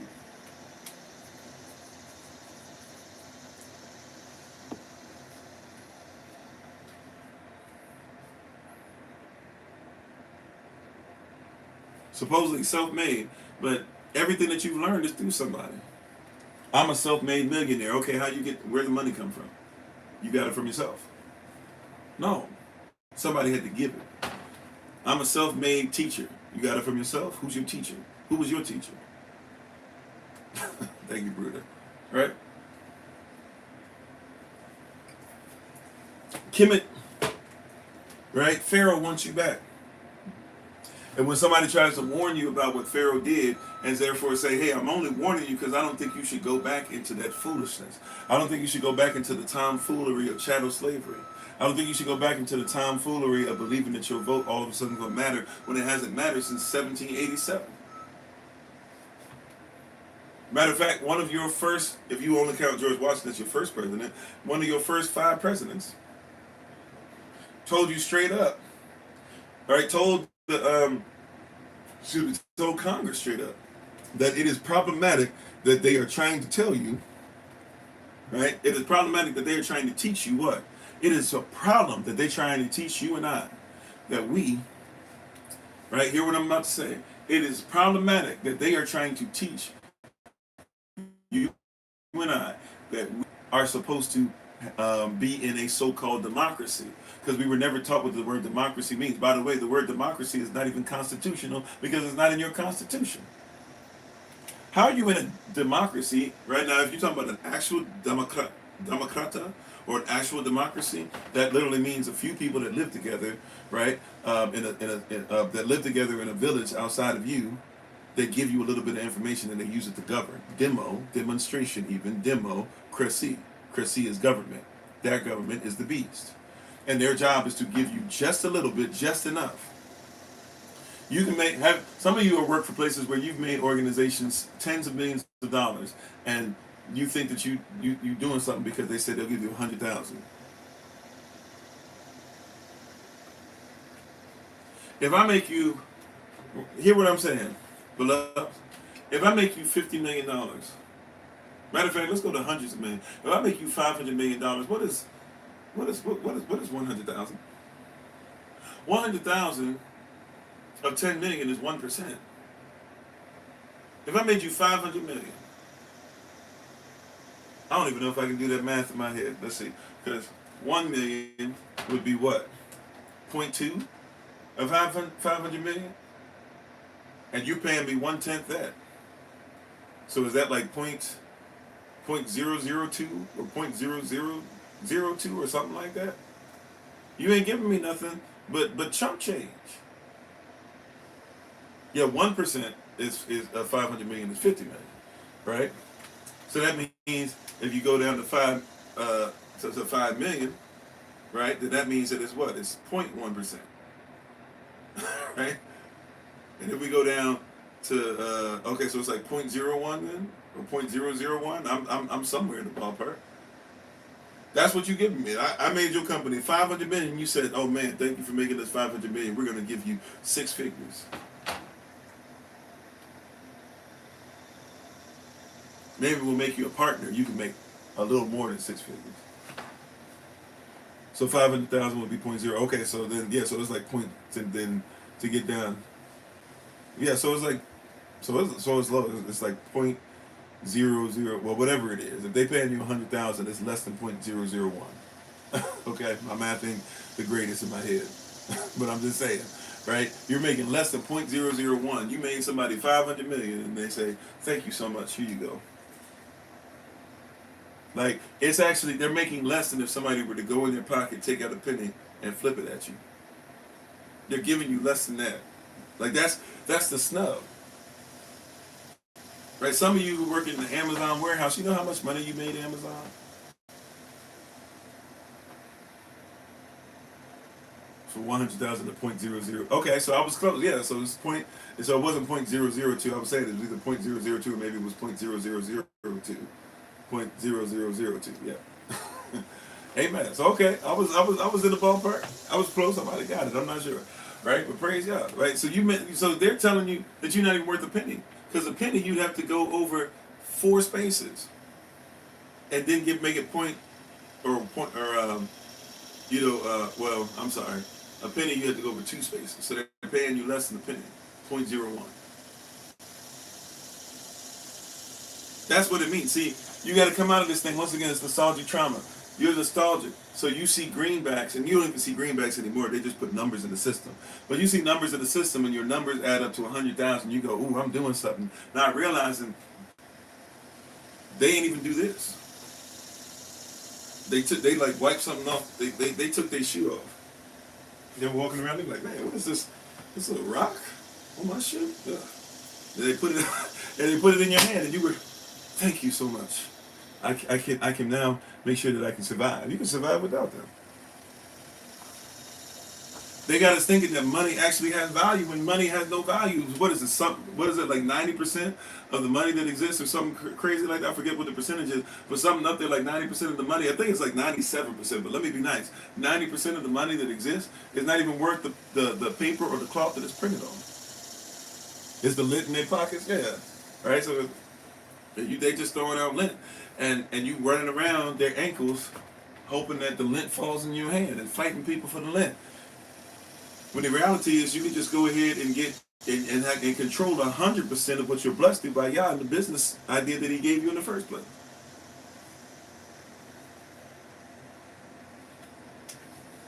right? If your money's not backed up by gold or silver, it's not worth anything anyways, or some kind of bonds. All it is a negotiable instrument. All it is just bartering. You live in a bartering system and don't even catch it because in your mind you live in an actual system where money's real and this and that or whatever. You live in a bartering system. You said it costs 5 cents to manufacture a $100 bill. There you go. And by the way, a cent is not even worth a cent. A penny is not even worth a penny. You know that, right? Because they don't even use copper like they used to. So they use some copper, but they only use a percentage of copper. It used to be your penny was at least copper, so you could at least hold on to the idea that you had some copper in your pocket. You don't even have copper in your pocket. You got copper and something.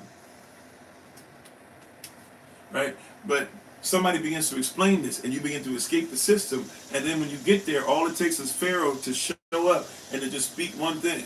Hey, you know that person's wrong. I was speaking with somebody the other day, and somewhat recently. I'm not going to talk about our conversation just so the person knows, because they'll know exactly who I'm talking about in a second. But I promise you, I'm not going to reveal anything about. I'm just going to reveal something that really you're not the first person to tell me. Which is why I wasn't really that shocked by what I was told recently when we had this conversation. But you know, there's persons that'll be like, hey, anybody who's a Hebrew Israelite is a terrorist.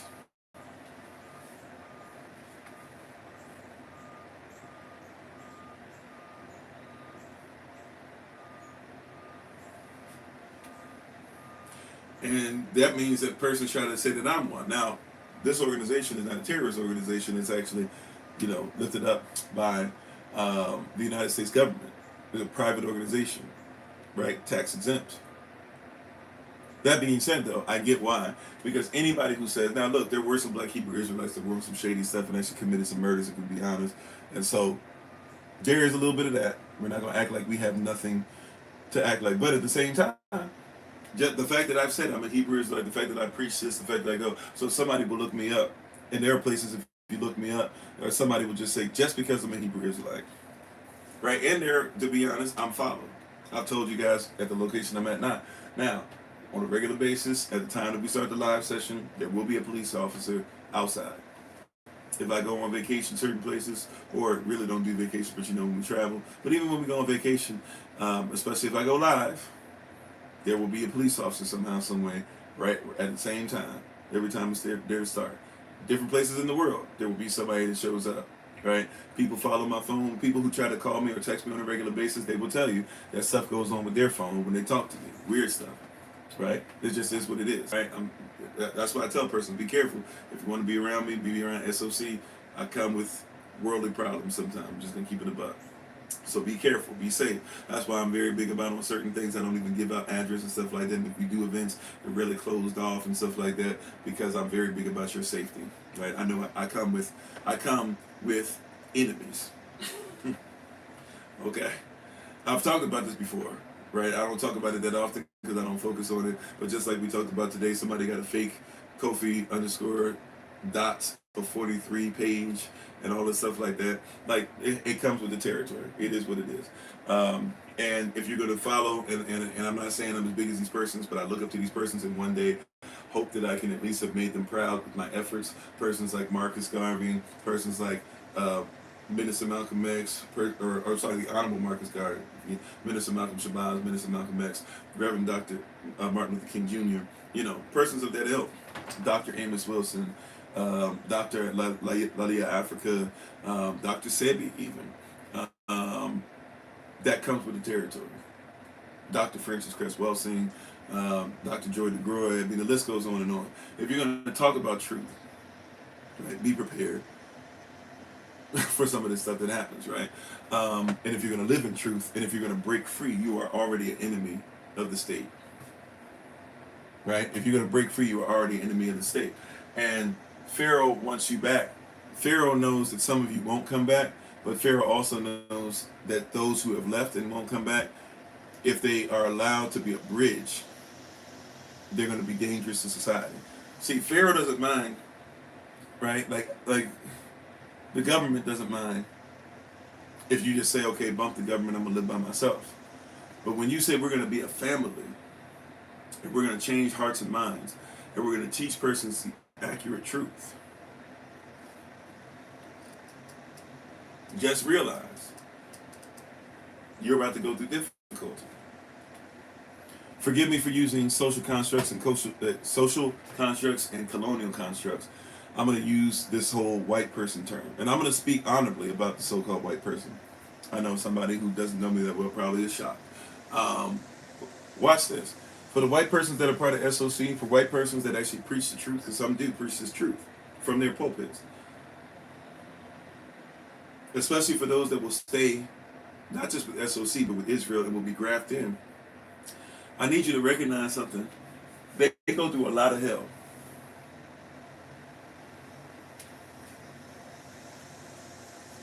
You hear what I'm saying? I want you to comprehend this now. They go through a lot of hell.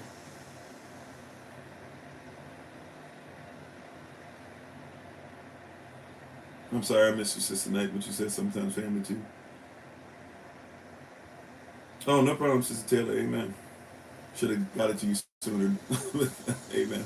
Right? They go through a lot. I know you don't want to hear this, but there are a lot of so-called white persons. That's why I'll tell y'all, anybody that got something to say about John Brown, say it to my face. Or don't say it to my face, because you might get knocked out.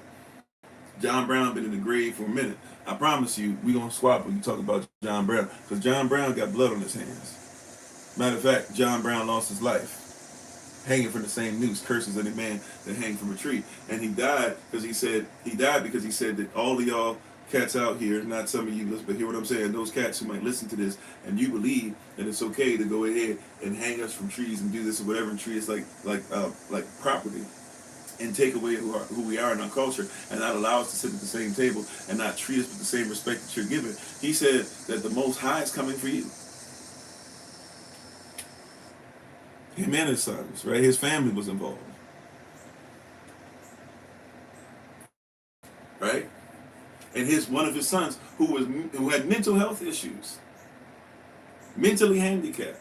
They couldn't wait for his son to be alone, and they offed his son. His son who wanted to fight, and he said, "No, you can't fight with us because you're not this. But I'll teach you some things. I'll teach you about homesteading. You can still be part of the family. You can still feel like you're helping out and stuff like that." And as soon as they had the chance, they took his son out. Right? Now you can say whatever you want, but John Brown, he one of them ones. Do your research about John Brown. Still to this day, they try to make that man look crazy or look bad, and they be like, "Oh, he was, look at his eyes. He's so passionate." Yeah, he's passionate about black persons being free. What you mean he looked passionate? He should be. What you mean? He's so passionate. Look at the fire in his eyes. He looks crazy. No, he's passionate. I'm passionate about making sure that our people are free. And if that means in your mind that I'm a terrorist, then let me be what you call me. Let me be careful about my language. I'm sorry. We running out of channels. At least for the time. I'm sorry. Let me be careful about it. Right? What'd you say? That's the narrative the FBI puts out there. Exactly, right? You ran across that and your initial journey began. Mm-hmm. Yeah, he was about that work. Oh, thank you, Minister Tracy. I appreciate it. Thank you. And prayerfully, things are improving. Praying for you, giving you, time to recover. But we here. If you need to reach out to me or whatever, Thursday, Friday, Saturday, Sunday, it's probably gonna be a bad combination of me being available. But I still at least, we can text back and forth. But if you need to talk before then or after then, I got you. All right. Amen. Oh yeah, most def. And thank you for being that for your family in this time too. Hey, how you doing, Eric? One love. So I'm just saying, you say whatever you want. There's a lot of persons out there who are grafted into this thing.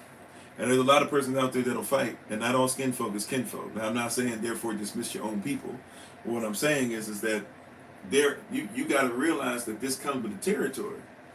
Anytime that you decide to start saying that we realize now, what is it? We say this verse all the time, or these verses, Psalm 123, verses 3 and 4. 123rd division of Psalm, verses 3 and 4. And when you look at those verses, it tells you that this system is set up for those that are at ease with our scorning, right? And that we are filled with contempt for ourselves. And there are others who have filled us with that contempt because of how much they hold us in contempt. To hold somebody in contempt, by the way, is a lawful terminology. To hold somebody in contempt means that what? That you're not treating the judge honorably. You're not treating the person over their system, their trustee, honorably. And so by their trust, they have the opportunity to be able to throw you out like nothing. This is why we're not going to get freedom through them. The system is not set up to get freedom through them. You might want it through them, but it's not coming through them. Pharaoh wants you back. You hear what I'm saying? Pharaoh wants you back. And notice the language that Holy Ghost gives too in that. It's not just that Pharaoh would like you back. It's not that Pharaoh needs you back. Right? Pharaoh wants you back. Now, remember, it's important. Why am I using this terminology? Why am I making the point to say, don't miss that wording that Holy Ghost is giving. Why am I making the point to say that? Because when we say the word, remember, the word want means to lack.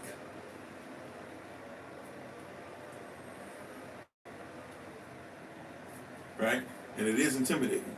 But that's why we got to get ready for this. We got to put on the full armor. How you doing, Tony? Thanks for finding this. Right? This is why you got to realize that there's the full armor. Pharaoh wants you back. To want something is to lack it. Yahweh is my shepherd, I shall not want.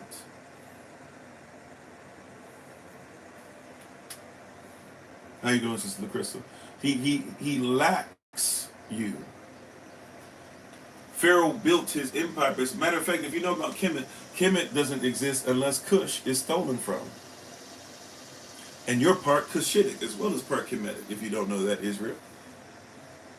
So when Pharaoh wants you back, right? Pharaoh wants back what he took in the first place. How you doing? I don't know if you go by Jacinta or Jacinta, but thank you for being on. Appreciate you. Right? Appreciate it. Right? You got to realize that he wants back. If it wasn't for Cush, there is no Kemet. Go back if you want to know about Kemetic temples and Kemetic monuments and Kemetic obelisks and Kemetic pyramids and all this thing. You have to look at Cushitic ones first. And before those were built, by the way, you have to look at the ones that are built in South America. And there's evidence, because we know that there are Kemetic pharaohs that have things that are native to North America and South America in their stomachs and their guts, still, because they did so well at making sure that they kept the bodies, that we know that they had to go over to the Americas, whether you're talking about Pangaea, or whether you're talking about even by them being great seafarers. We know that they had to get things from other places, including their so-called pyramids. Of course, not Armani, but greetings to you. How you doing, Sonia? Right? So these are the things that we have to recognize and realize.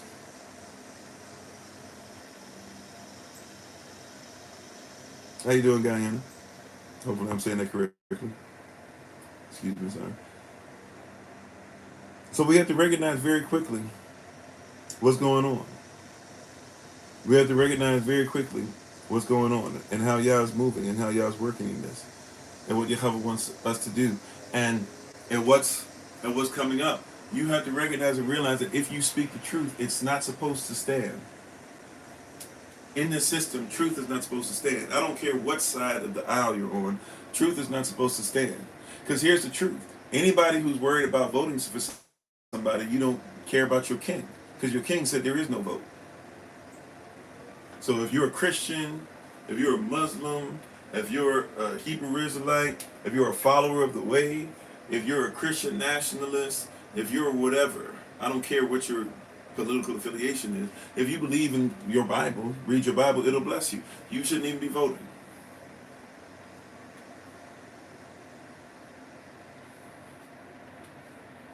Hello of the 144. We got to get that daily message. Appreciate it. Thank you for being on.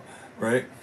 You got to realize, if you believe in that's supposed to be your canon. Your canon says there's not even supposed to be a vote. What you voting on? Salah. Right?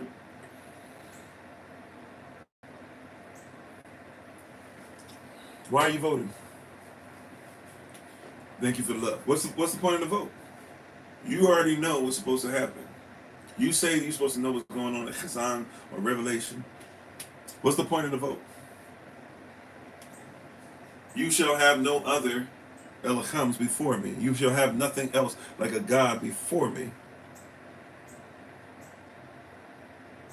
Right, that's kingdom sense, not common sense. Your Bible says, there shall be no other before him. Who cares if it's black, Southeast Indian, white, female, Kenyan, whatever? None of them come before him. Right? So all this stuff that's going on that's leading to racist or so-called racist or reverse racist rhetoric or whatever you want to call it stuff shouldn't even matter, because if he's your standard, then why are you looking for somebody to bring you to a standard that's better? Why are you voting for the lesser of two evils? Why are you don't vote for that stuff? Because it's not even for you. But here it comes, you escape Kemet, and now you're nostalgic because Pharaoh don't shown up.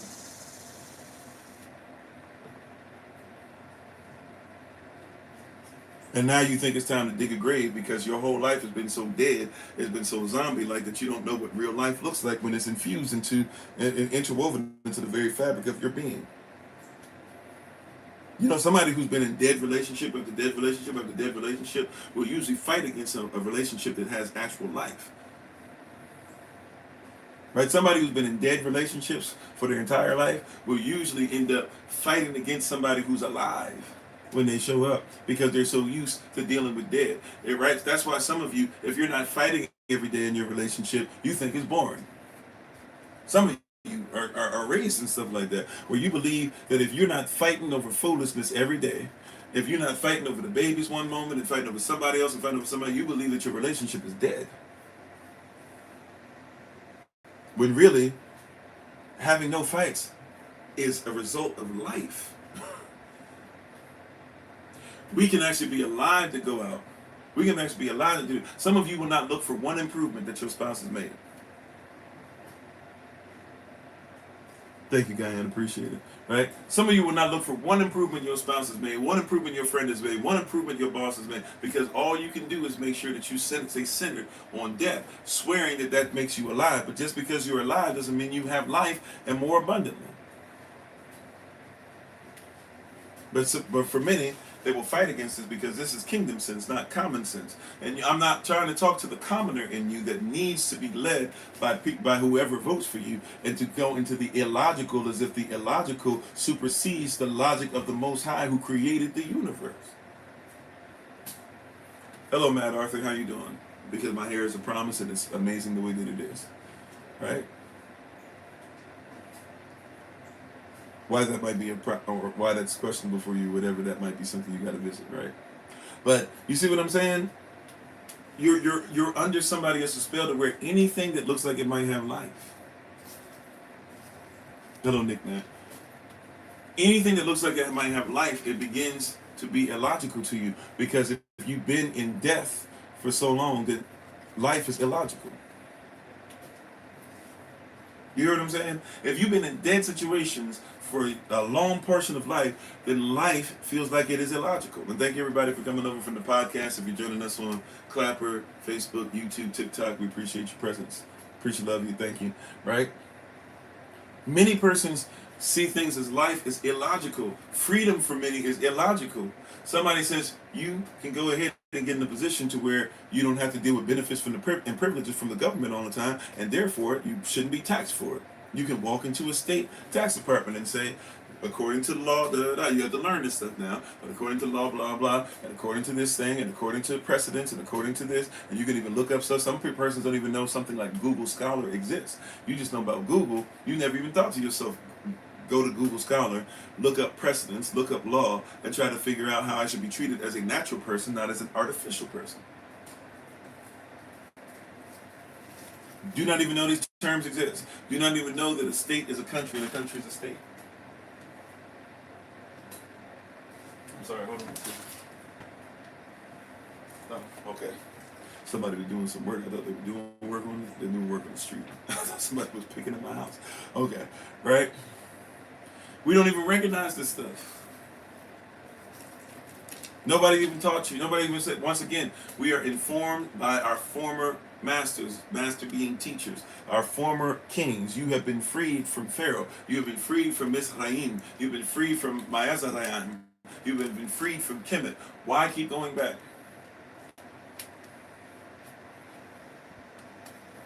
I mean, you could use ChatGPT, but here's the problem with ChatGPT. I know a lot of persons like it, and it's just a tool. I don't believe that it's the Antichrist. I believe that if you know how to use AI, AI can be beneficial. What we're using right now is a lot of AI, right? But that being said, ChatGPT, here's the problem with it, is that if you go to ChatGPT and you're not learned about some things, ChatGPT is going to combine a bunch of stuff together. It's going to come from some of the what it considers to be the best sources, right? Or the ones that everybody visits, or the ones that sometimes can pay the most money to be seen. And it's going to say this is the only way to look at it, or this is what we found. And it will give some great information. A lot of times will help you out with a lot of stuff, but you still got to research. Study to show thyself approved. Be careful, right? Like I'm starting to be like, okay, I'm gonna start. We've even started using ChatGPT for some of our stuff, for coloring stuff for the children, for um, even some of the videos we might do in the future for animation, because we've been having an issue with our animation department a little bit, with things going on with personal lives and stuff. So we might even use some of that, but we're going to study it very diligently and make sure that it's going to be obedient and make sure that it shows what y'all wants it to show, right? Because you can get something, but if you're not studying it, you're still going by somebody else's moniker. But I get it. I'm coming around on that. I'm not saying, because some people when they hear ChatGPT, they think, oh, that's the chip. That's the sign. That's the mark of the beast. That's not exactly correct. Because if you're using that sentiment, then anything that you're watching on your phones, anytime you go to YouTube, you should stop looking at YouTube. You should stop listening to me on TikTok. You should stop. So you got to be careful. Yeah, ChatGPT is limited. It's a computer. At the end of the day, it doesn't think like you, right? It does a lot of things to make your life easier, but it thinks. Basically it's giving information. It's like TikTok or anything else. There's an algorithm. What is the algorithm based off of? Oh, the algorithm's just what you guys like. Not necessarily. They're just like, let's say, I'm gonna just name a random company, Walmart. Walmart pays to make sure that they get your information offline, but Walmart also pays to make sure that their information will come first in your algorithm. So there'll be a lot of stuff that's sold at Walmart. You might not even really realize Walmart wants it, but hey, and Walmart knows that you like it. Guess what? If your phone hears you say wedding, your phone's gonna start sending you wedding stuff. Maybe Walmart doesn't sell wedding dresses, but hey, they sell little rings and they sell little trinkets and they sell stuff you can use at the table. And all of a sudden you start seeing this stuff, and all of a sudden you end up at a Walmart. Why am I at a Walmart? Right? So you have to recognize how this stuff works. I'm sorry, I got off on a little tangent there, but how you doing, Hebrew enrichment? You've been loving VBS, praise God. Yeah, amen. Yeah, so VBS, it's just usually a 1 week thing. So we did our week.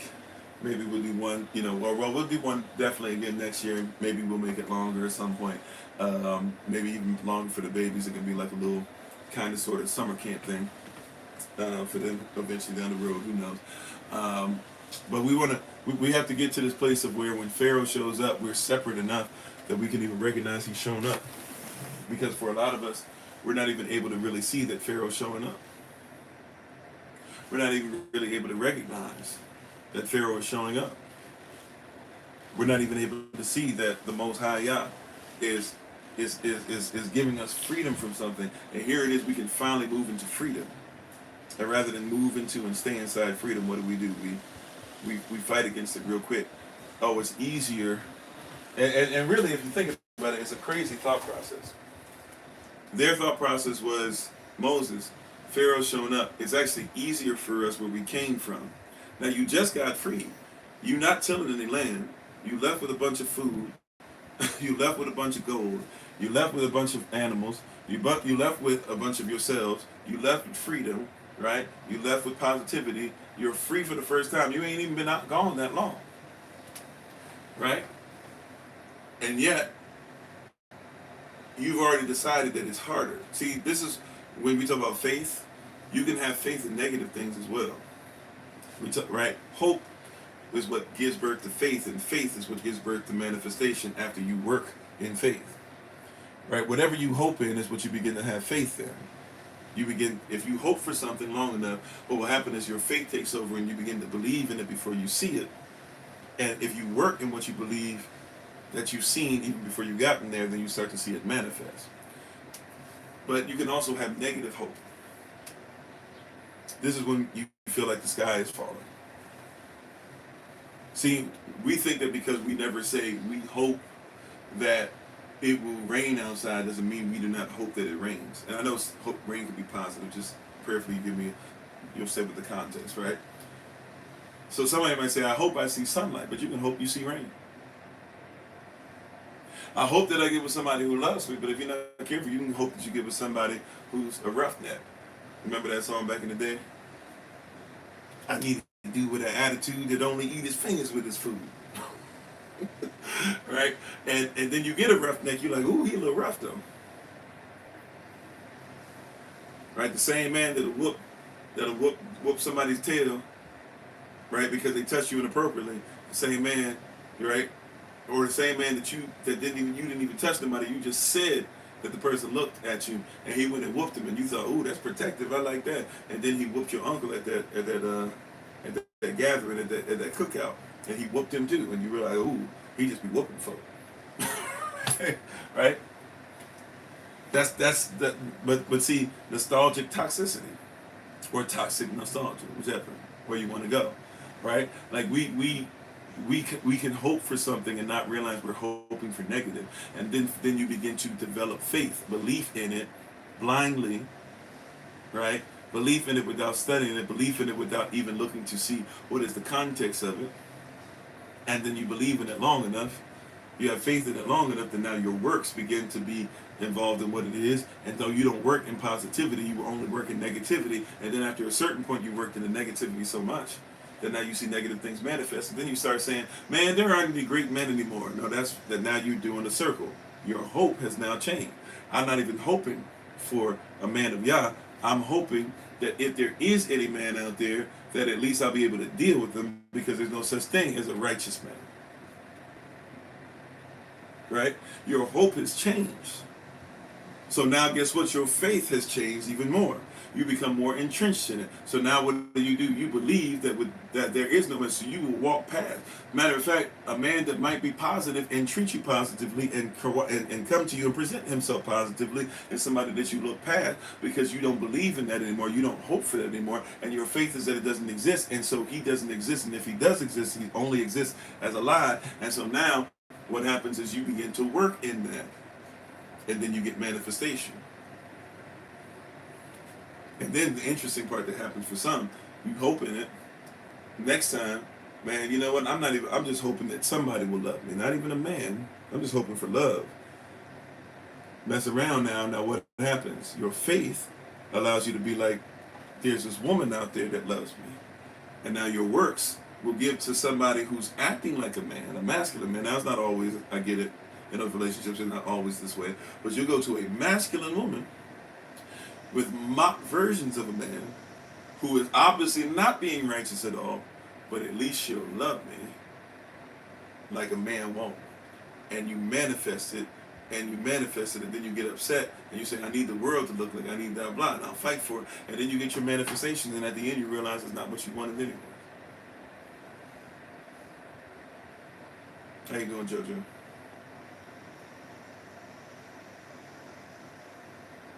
You manifested, it's not even what you wanted anyway.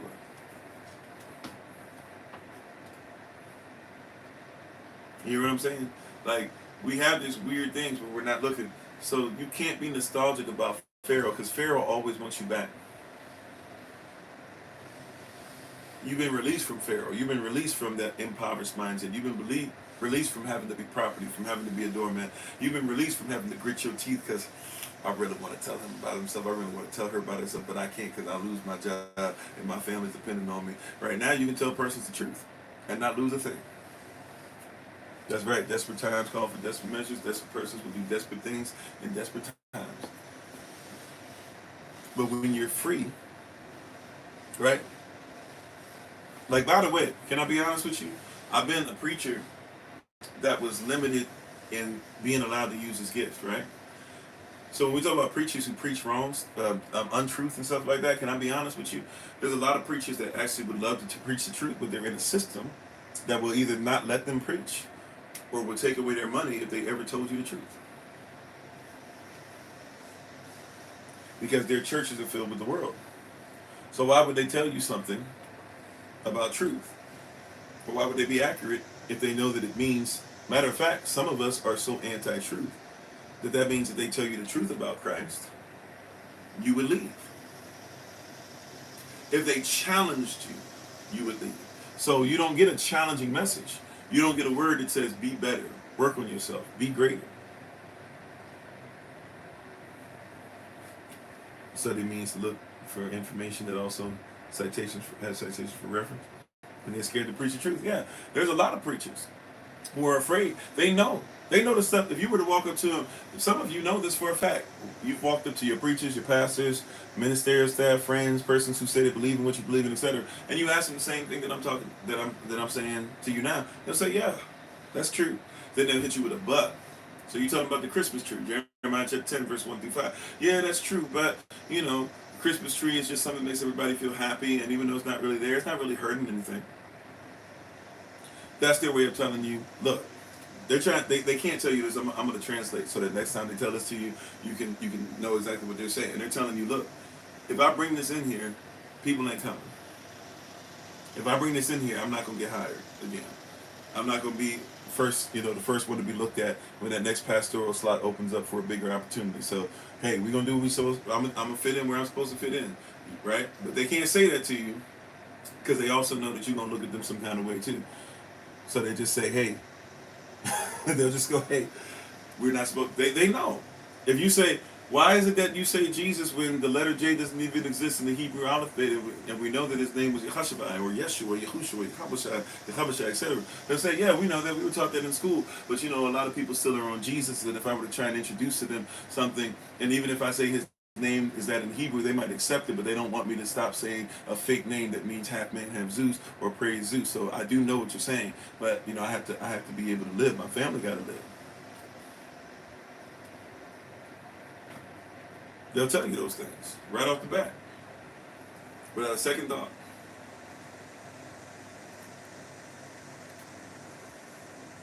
They're in a system, right? I, as a preacher, I've admitted this before. I've known a lot of this stuff since, I've known it for a while, but I've known as far as like being in a position to preach it and teach it since 2005-ish, 2004, 2005-ish. I've known for sure which route to go and stuff. And I started mentioning it here or there, and I would get really a bunch of pushback, and then sometimes I would get sat down for a really long time. And so I would be afraid, to be honest with you. I'd be in the pulpit, and I would preach a lot of truth, and I'd say a lot of stuff that was in depth, but certain things that we should just easily say because it's the truth, I would have to back off it because, hey, if you want to preach it,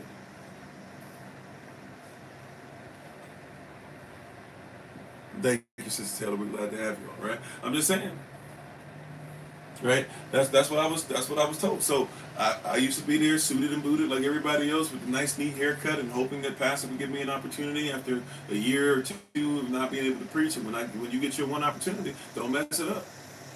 Finally, I had a pastor that actually was a couple of them in a row, praise God, that started giving me more opportunity. Then a third one in a row who actually was like, we got to get you ordained, and then realized I wasn't going to get ordained to the system exactly the way that I needed to. So he was like, I'm going to ordain you myself. And he got in trouble for that. And I'll give credit to him because him and I have some different ways of looking at stuff, but I give credit where credit's due. He was like, look, this is actually how we should be doing it biblically anyways. I'm supposed to be teaching you. I've already seen the gift. I already put the mantle on you. I'm not going to have you going through all this stuff or whatever and feeling like you're giving up yourself and this and that or whatever. It's my responsibility to get you where you need to get. Let me ordain you. That's the way it's supposed to be. Yeah, well, they had Dionysus, as the opening for the Olympics and stuff. What is my opinion on tithes? I try not to opine. No shade towards you. It's a natural thing I say. That means I try not to give an opinion, because it's not about opinion. If you look at a tithe is a tribute. Technically, a tithe is not even just 10%. Doesn't always have to be up to 10%, by the way, but it's supposed to be a tribute. A tribute is supposed to be what the person above you asked for. So the reason why they use tithe is because most times, many a times, when a tribute was given, Yah asked for 10%. So we use this term called tithe. But technically, there's times during the year, especially if you do holy days, where it's supposed to be first fruits and stuff like that. And by the way, the holy days didn't go away when we got to the so-called New Testament. Persons say there's Old Testament and New Testament. There's no such thing as an Old Testament and New Testament. Somebody wrote that in somewhat recently as far as timeline, somewhat recently in time. There was no such thing as an Old and New Testament. You won't even find that stuff in the Bible. It's written in now in some of the King James versions, but it's not something that used to be there, right? So what when you say Old New Testament, there's really one testament or one covenant that we're trying to get back to. One Bara'at would be the name of that. That being said, um, you know, people giving was supposed to be something that happened and never stopped. Even in Acts chapter 1, Yahashua is saying, make sure you come together in one place right before he goes up and ascends. And what is that place is supposed to be at? They come together to do Pentecost, the day of Pentecost, right? Or Shabbat. So the day of Pentecost is something that they did. So the day of Pentecost wasn't one day. The day of Pentecost was something they did every year from the first year of freedom, including the year after they did their first Passover and put the blood over the doorpost. So they were still doing that even on there and stuff. And even during the day of Pentecost, you give something called a grain offering. You have a grain offering, a wave offering, a loaf offering. You have an offering that was supposed to be with certain lambs and stuff like that we don't necessarily have to do because of the sacrifice of Christ, but these were things that had been done and given an offering. They were still done. This ceremony was still done, and this holy day was still done. Even when you see Revelation, by the way, John the Revelator, John, not John the disciple, not John the Baptist, John is still doing um, um, keeping a holy day. We don't know which one. It just tells you that one of the holy days John was there, and he was swept away on this holy day. So by being obedient to the holy day, that's what gives him revelation, or apocalypse, or chezon, or chezon, depending on what kind of Hebrew you speak. But what we call revelation, that was where he got it. He got it on the day where he kept the holy day, or the Isle of Patmos. And then he was able to see Christ. He was able to get revelation and give us the stuff that we know is coming today. So, and how you doing, babe? I'm sorry, how you doing? My wife is on the island. Excuse me. As always, check her out on TikTok, YouTube, or website, and Pinterest at Bloom and Flourish, not A-N-D, the letter N. Bloom and Flourish. She is a healer, herbalist, chemist, and biologist by degree. Right? So there's a lot of stuff that we don't catch, and that's why we talk about culture a lot. A lot of persons don't know the culture of it, so you'll see a scripture and you have all this stuff. But as far as ties also one of the things that's messed up with that is that we're coming from somebody else's perspective. So sometimes we leave other person's perspectives, but we still try to bring some of the ties stuff with us.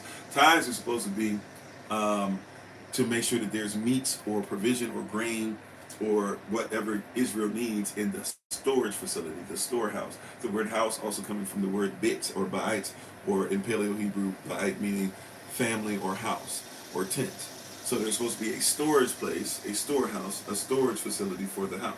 Just like if you go to a clothing store, that's a storage facility for clothes. If you go to a food store, that's a storage facility for food. Well, they need a storehouse, a storage facility that you can go and get stuff for the family. And tribute was supposed to be given to our king, right? Register, literally, registry. When you register something, right, the beginning of the word register, the root of the word is talking about to give tribute to a king. So we would make sure we gave tribute by giving tribute to our king. We registered, and it registered with him that when he saw there was food that and provision for the house of Israel, he would make sure that that family, the house of Israel, also would get even extra, right? And he even says that he would give more rain so they would have more food, and he would give more land, and he would give more extensions and different things like that. And he would make sure that the hearts of the fathers turned to the children, the hearts of the children turned back to their fathers, and that we would get back to the law of Moses. All this is talked about in the book of Malachi. Also, we have to recognize that when you put Levite, the place in Leviticus, and where it is in Malachi, you'll discover that this is the order of the tithes, the tribute and what's supposed to go, or period, not just even tithes, but even what we as those who would have lived at the time would have given to each other. This is the order that we're supposed to look at. First and foremost, supposed to be Levitical priesthood.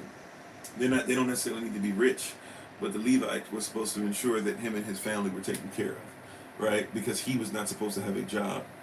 And even the Levitical woman, who would be the wife, technically was not supposed to work in the field.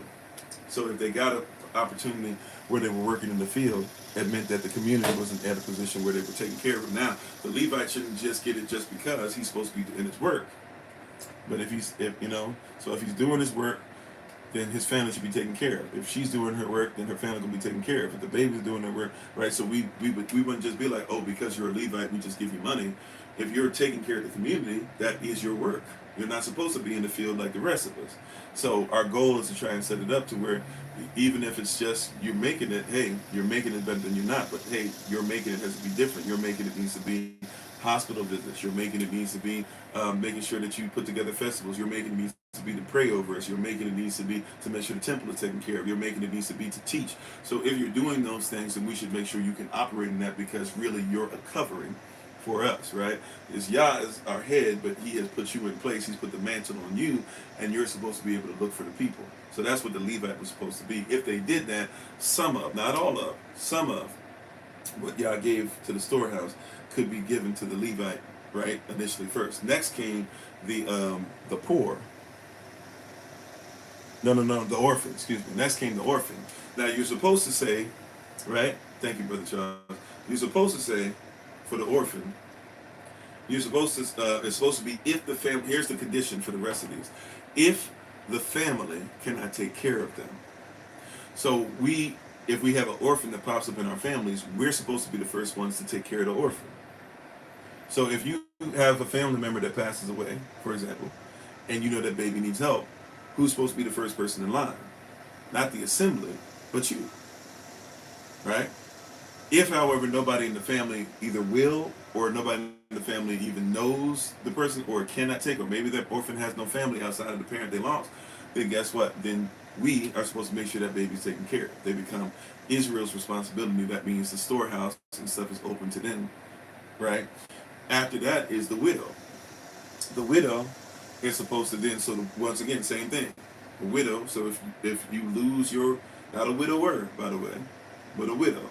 If you were to lose your husband, and now you're out there, right, and he passes away, right? If you lose your husband and he passes away, you as a widow, first things first, somebody in your family. If your sons are old enough, the eldest son is supposed to come and take care of you, right? Right? Or if you have a son of age, whatever, somebody's supposed to take care of you. Maybe, if not, maybe you have a brother-in-law or somebody that can allow you to be taken care of, or you have a brother, somebody from your family that can take care of you, make sure, hey, we're going to take care of you and make sure you're straight. If that is not the case, then guess what? The storehouse is for you. Right? Next one up is the poor. The poor will be with you always. Everybody should try to help out those who are in need. We should lay out some extra items, because that's part of a tithe too, is we're supposed to actually lay out when we get anything, we're supposed to find a way to, if persons want to come and receive what we have, they can get 10% of it, right? We also can give to the storehouse, but there was also certain times in the year where we would give our bounty and make sure that persons could get extra. It was just for them on the outskirts. They can get 10% out of the 10%. They can come in the community and the poor can get it and stuff. You said, how do you know these things happen? Well, we have there's a lot of different evidence and stuff. I'm not really talking about that right now. But also, too, as far as, no offense, I'm just saying I'm not talking about it right now, but also, too, well, I'll try to get that in a second, because that takes me way offline. I apologize. I gotta, if I may, let me finish this first. We're actually kind of running out of time, too. But I'll try to get back to it if I can. So anyways, you have the orphan, and by the way, even if you don't like what I'm saying, there are many cultures that do this, right? So even if you're like, the Bible is just a made-up thing, blah, blah, whatever, it could be a guide, maybe, whatever, then look at it as a guide, what some persons did within their culture. But, and what we do within ours. That being said, so you had, then you might have the poor. So the poor will be what you always, this whole thing of everybody's going to be rich, or everybody's going to be naked, or you're lazy, or you're a bum if you homeless, or blah, blah, whatever. Look, I've been homeless before, and I was homeless because I couldn't get a job. It wasn't because I was sitting on the couch every day, not doing anything. It wasn't because I was a great person. I was homeless because I was trying to get away from a really terrible situation. I was homeless because I tried to come back to my home. I came back to my family. My family did try to take me in and help me out as best they can. But I couldn't get on my feet. Sometimes it happens. And while I was homeless, I was actually working as a volunteer just about anywhere I could. You know what I'm saying? While I was homeless, I was actually making it the point to give my expertise on things. While I was homeless, I was actually giving out clothes and shoes and stuff like that, but it happens to us all. So if the family can't help, or their help only gets us so far, guess what? We as a community, we step in and we look towards the storehouse. What can we do to help the poor? And then last on the list, for the tithes and offering, last on the list is the stranger. Those who become grafted in. They're leaving their communities. Like I was talking about with the so-called white person earlier, A lot of white people, if they decide that this is the truth, like there's some persons who are part of SOC, they done had to move to Puerto Rico and Mexico and all types of stuff because they can't be around their families. If they stay around their families, like some of them former KKK, coming out of KKK families. I'm not saying all. I'm saying some of them coming out of KKK family and coming to the truth. If they're going to come in the truth, and they're going to be around their families, it's not going to work. You know. So if persons are willing to give up, like Ruth was, Ruth said, "Hey, your people are my people, and your Elohim is my Elohim. I'm not going back." Well, then Ruth needs somewhere to stay.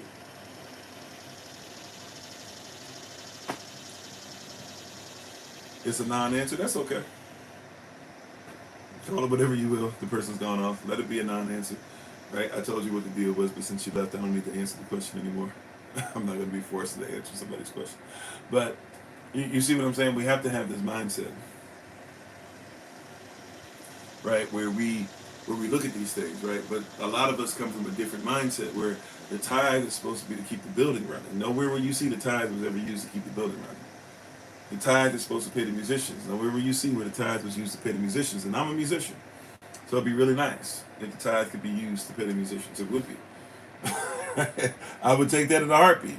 If it was used to pay the musicians like that or whatever, I would go right back to where I was. I'm being honest with you. Y'all see Pastor Kofi on Sundays. It'd be live session, where the first part of the live session would be me right on the organ or the drum set or the bass. Right?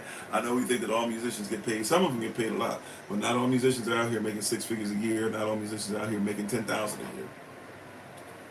Real talk.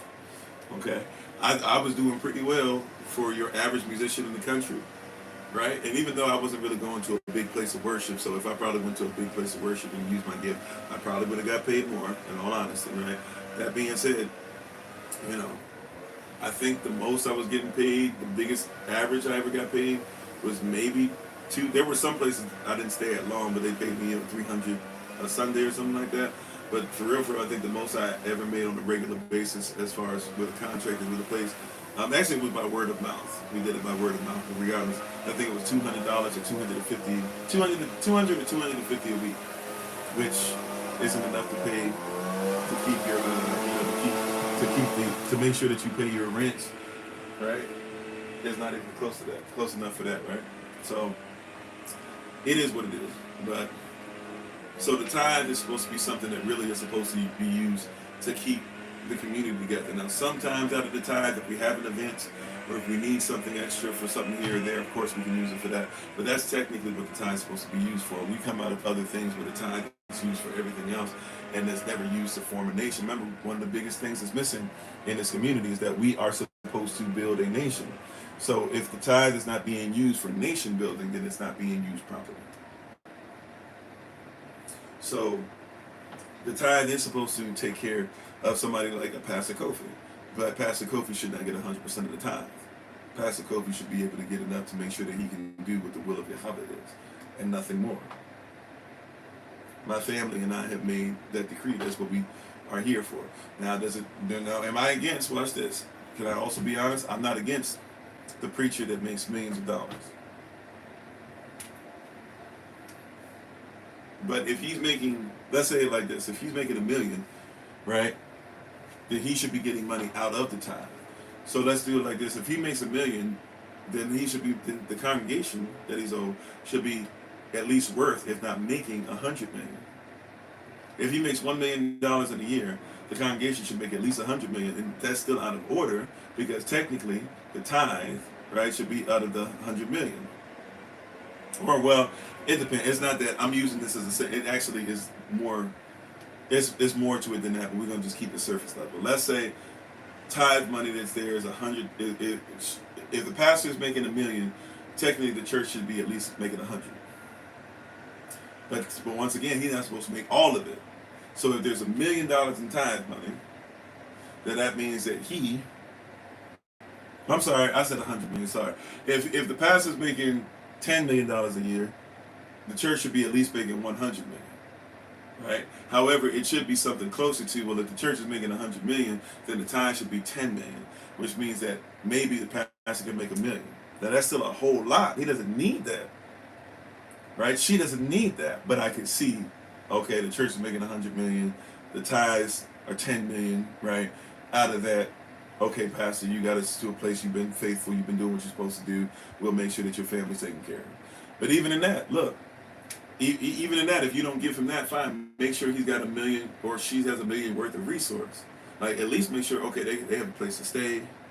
You know, they have a way to make sure that they're eating fine. If they take vacation, they can travel somewhere because just like you need vacation, they should. Things like that. If they're doing the work, if they're showing up to the hospitals, if they're calling persons, if they're traveling to see you, if they're doing certain things, if they're watching over your children, if they're being careful about their words, if they're being honest about the will of Yahweh and about the word of Yah, then yes, that is something that you should have. Now, so I'm not against the millionaire pastor. I'm against the pastor that makes $50 million and there's persons in his congregation that can't eat. That's when I have a problem. I'm not saying that there aren't lazy persons. But hear what I'm saying. If your pastor makes $50 million and somebody can't afford to bury their family member, I have a problem. You see what I'm saying? Right, especially if that family member is part of your assembly. How is it that your assembly, this has happened to me many times in my life, where I've had to figure out and try how to figure out how are we going to bury somebody, right, because their assembly, who they went to for help, who makes $100 million a year, will not help the person because the person stopped tithing 6 months before they passed away.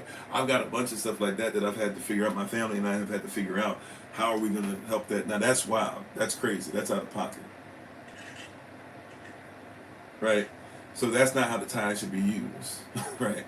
If somebody, right, we're supposed to use the tithe to ensure that persons can be helped, that they can be barak, that they can be blessed. All right. Amen.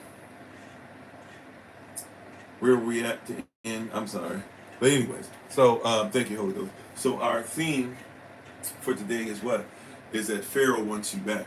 He lacks you. When you left, you left. You ever realize, you ever thought about like when you leave a job or you leave a society, when you move or something and persons start being like, man, I really miss so and so. You couldn't come back, they start trying to ask you to come back, you leave that church, man, we really miss you, you're gonna come back, blah blah. You know, because you were a need. And when you left, now they want. Some persons don't want you, right? Because they don't lack you, so they won't want you. They don't, right? Until they don't realize they need you. When you left, now they want you, right?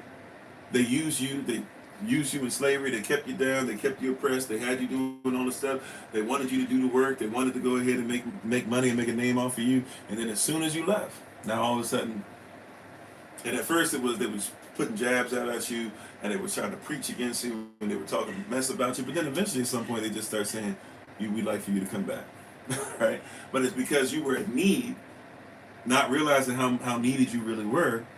You just were like, "I'm just doing kingdom. I'm just doing kingdom." You were in need. You are in need. You feel a need. I can tell you right now, at SOC, you feel a need. We need you, right? And when you leave, if it's Yah's will. I'm not trying to talk bad, but if you leave and it's Yahweh's will, then fine. You need to leave, and we need to let you because he needs to fill in that need with somebody else, right?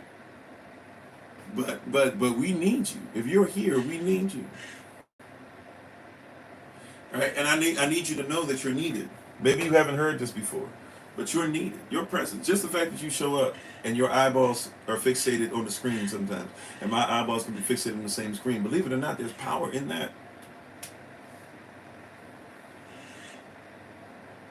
But Pharaoh wants you back. And just because he realizes that he should have never let you go, right? Even though he should have never had you. But you get what I'm saying? In his mind, and his boys are coming up, right? And saying, hey, we let him go. We need him now. We want them. We got to have him back. Look at us. How are we going to do this? We look weak in front of everybody else. He's supposed to feel like that, and he's supposed to pursue you, and he's supposed to be breathing down your neck. But don't forget, see, this is the last part we want to go over. I'm not even going to read the whole thing, because you guys know this part coming up, right? So I'm going to start at Exodus chapter 14, verse 12, and I'm going to just read a little bit, because you guys know what comes next. I only have to read the whole thing. When Pharaoh's breathing down your neck because he wants you, he lacks you. He feels like he needs you back. Now he's going to get you back by any means necessary, including if he just takes you back. He's trying to snatch you back. He's trying to make your life miserable. The Satan is trying to snatch you back. Watch this. Exodus 14:12. So this is what those Israelites still were saying. Is not this the word that we did tell thee in Kemet, saying, let us alone, that we may serve those who are Kemetic. For it had been better for us to serve them than that we should die in the wilderness.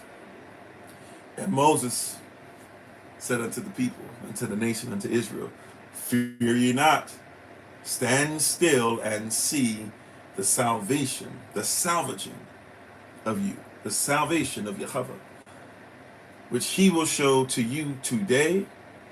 For those who are Kemetic, whom ye have seen today, ye shall see them again no more forever. Yahweh shall fight for you, and ye shall hold your peace. Come on, he showed up, that's right. And Yahweh said unto Moses, wherefore criest thou unto me, speaking to the children of Yahashua, that they go forward, that they go forward, but lift thou up thy rod, and stretch out thine hand over the sea, and divide it, and the children of Israel shall go on dry ground through the midst of the sea. The same Yahweh that's been showing up is going to show up again. And just because Kemet wants you back, just because the Satan wants you back, just because Pharaoh wants you back, just because that job wants you back, just because that ex wants you back, it doesn't mean that you can't walk across on dry ground.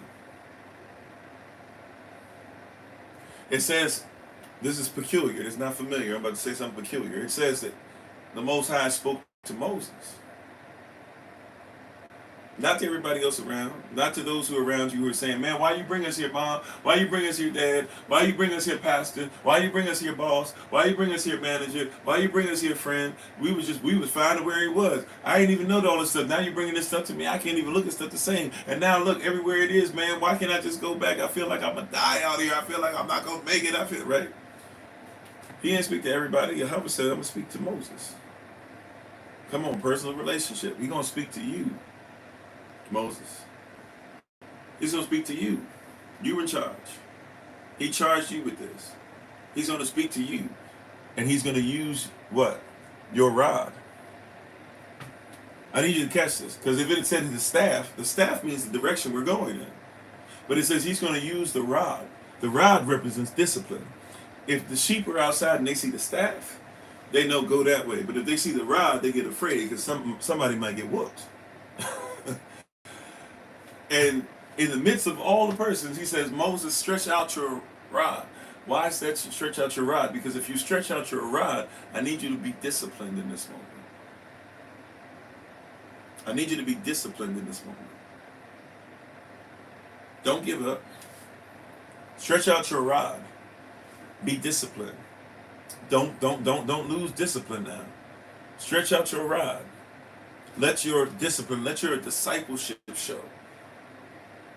Everybody else is murmuring, but you're standing like this. Everybody else is looking around. What are we going to do? What are we going to do? You're standing like this. Stretch out your rod so that everybody who sees your discipline will now get back in order in discipline, and they will walk across on dry land.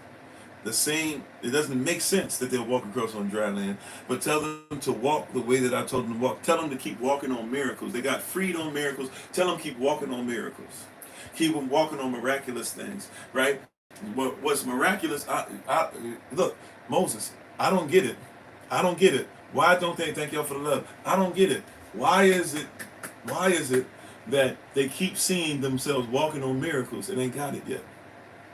Miracles come naturally to you to the point to where miracles shouldn't even really be to a point. Remember, Yahashua said it's a wicked and perverted generation that just wants to live miracle to miracle. All you want is give us a miracle, give us a miracle. You should be living on miracles every day. Are you not a miracle? Moses, stretch out your rod and walk on the miraculous, because when I'm with you, what seems miraculous to everybody else is an everyday thing. I've already blocked off Pharaoh and his chariots with the fire. They can't get past the fire. Walk across on dry land. And then when it's their turn, I'll make sure that they can't walk across it. Because the miracle is not for Kemet. The miracle is for you. The walk is not for Kemet. The walk is for you.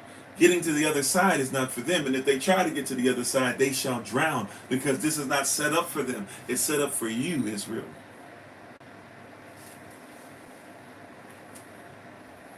Everybody's gonna be freaking out on you, beloved. We told you this fast. You're gonna be coming with a lot of stuff to this 2-week period. Everybody who's giving up, everybody who's saying this, I doubt this is shaky. I don't know about that. I've never heard. I'm blah blah. Study to show thyself approved. Stand on business. Keep your rod out. Walk across on dry land. Amen. Thank you, everybody. Tadach Yechashadam. Kwam Yechashadam. Stay committed. Stay true. Know that you are strong enough to make it. You are more than a conqueror. Nothing's going to happen to you. You're going to make it in this season. Praise Yechava. Appreciate, love y'all. Thank you for being on. Don't forget tonight. And don't forget, we're still in the midst of our intermittent fasting for the first week of the fast, and then the next week will be the fruit fast starting on Monday. So if you can, from sun up to sundown, or from 6 a.m. to 6 p.m., if you can try to, how you doing, Deja? If you can try to remain, turn up that plate best you can. If you have medicine and stuff like that, by the way, if you need to eat for your medicine, please don't get sick on us, right? But if you can, turn down your plate as long as you can, or whatever periods of time you can. We would appreciate that you do so. Thank you all for being on with us one more again. I have nothing else outside of hoping that you guys do well. We have a meeting for those who are, we have 2 meetings tonight, so our meetings for the rest of the night, this is what we have scheduled. 7 p.m. Eastern New York time is going to be a meeting for those, regional meeting for those, and look for your emails and stuff like that throughout the day, and some text messages later throughout the day. But at 7 p.m. Eastern New York time, if you can set aside time for us, if you're in North Carolina, South Carolina, Georgia, Florida, and the Caribbean. We'd like to see you guys at 7 p.m. Eastern New York time tonight. And then those who are in Canada, and then those who are in Canada and the Central North region. So those who are in Canada, Michigan, Missouri, Minnesota, Illinois, Indiana, Ohio, North Dakota, South Dakota, and Wisconsin. I think I got it. All right. That's the Central North region. So if you can join us for that, we'd love to have you. We'll send out emails and stuff and text throughout the day. Your meeting will be at 9 p.m. Eastern New York time. So we'll have the southeast portion of the United States of America, if you will. At 7 p.m. Eastern New York time, we'll be on TikTok on Kofi_42 and on YouTube at 8 p.m. Eastern New York time. And then at 9 p.m. Eastern New York time, we'll have a meeting for those in the Central North region. All right, and ministerial staff, if you can be present and see if you can have a little word of encouragement or whatever it is. Remember, we're trying to transition a little bit now, but we want to keep these weekly meetings up. Also, as a reminder, thank you again for those who came from the Northeast regional meeting yesterday. We're going to try to set up our DC. So right now, this is my personal schedule to make sure I get you guys scheduled. You should get a Feast of Tabernacles meeting or a Feast of Tabernacles itinerary. For you guys, should be out sometime this week. I'll make sure that I send it to Sister Renee and everything. Make sure she can look it over and then send it to the ministerial staff. Make sure that we kind of talk things over. Maybe have Sister Renee kind of go back and forth with us a little bit on that. And then, but I'm gonna try and have that at least submitted to her sometime today, and make sure that Elder Amma, of course, has put a couple things on there as well. And then after that, we're gonna go to try to get scheduling for those on the East Coast, as far as we're going to try to do some regular meetups in Baltimore and DC, and then also try to do some regular meetups in Georgia, Atlanta, Georgia, for you guys. Maybe Upper Georgia and Lower Georgia, we'll see. But we'll try to do some meetups throughout the rest of the year on a regular basis and set those on the calendar. That also means, therefore, that we will try maybe 2 or 3 times to see if we can get up to like New York, New Jersey area, and to New York, New Jersey area, and to Philly, possibly once, twice, 3 times, maybe, right? It'll be at least once, maybe 2, 3 times. We'll see, depending on how stuff goes. But we got a lot of stuff. I know we got a lot of stuff to catch up on because we've been kind of in the same space this year, in the same place, dealing with home stuff, personal stuff. And then and that also means for those of you who are in the Carolinas, that at least once or twice throughout the year, we might, maybe once, but we'd like to do maybe a meetup on our way down and then on the way up as well. So once I get the itinerary stuff done and we get a couple things done, and also we got to get a couple more things done for those who are still coming on the Women on Red cruise and stuff as well, We'll try to have that information together. Also, don't forget, if you come to the Feast of Tabernacles, the time is coming up for us to at least know if you're coming or what you're going to do, or if you're able to be able to do the full donation or whatever by August 19th, which is Monday.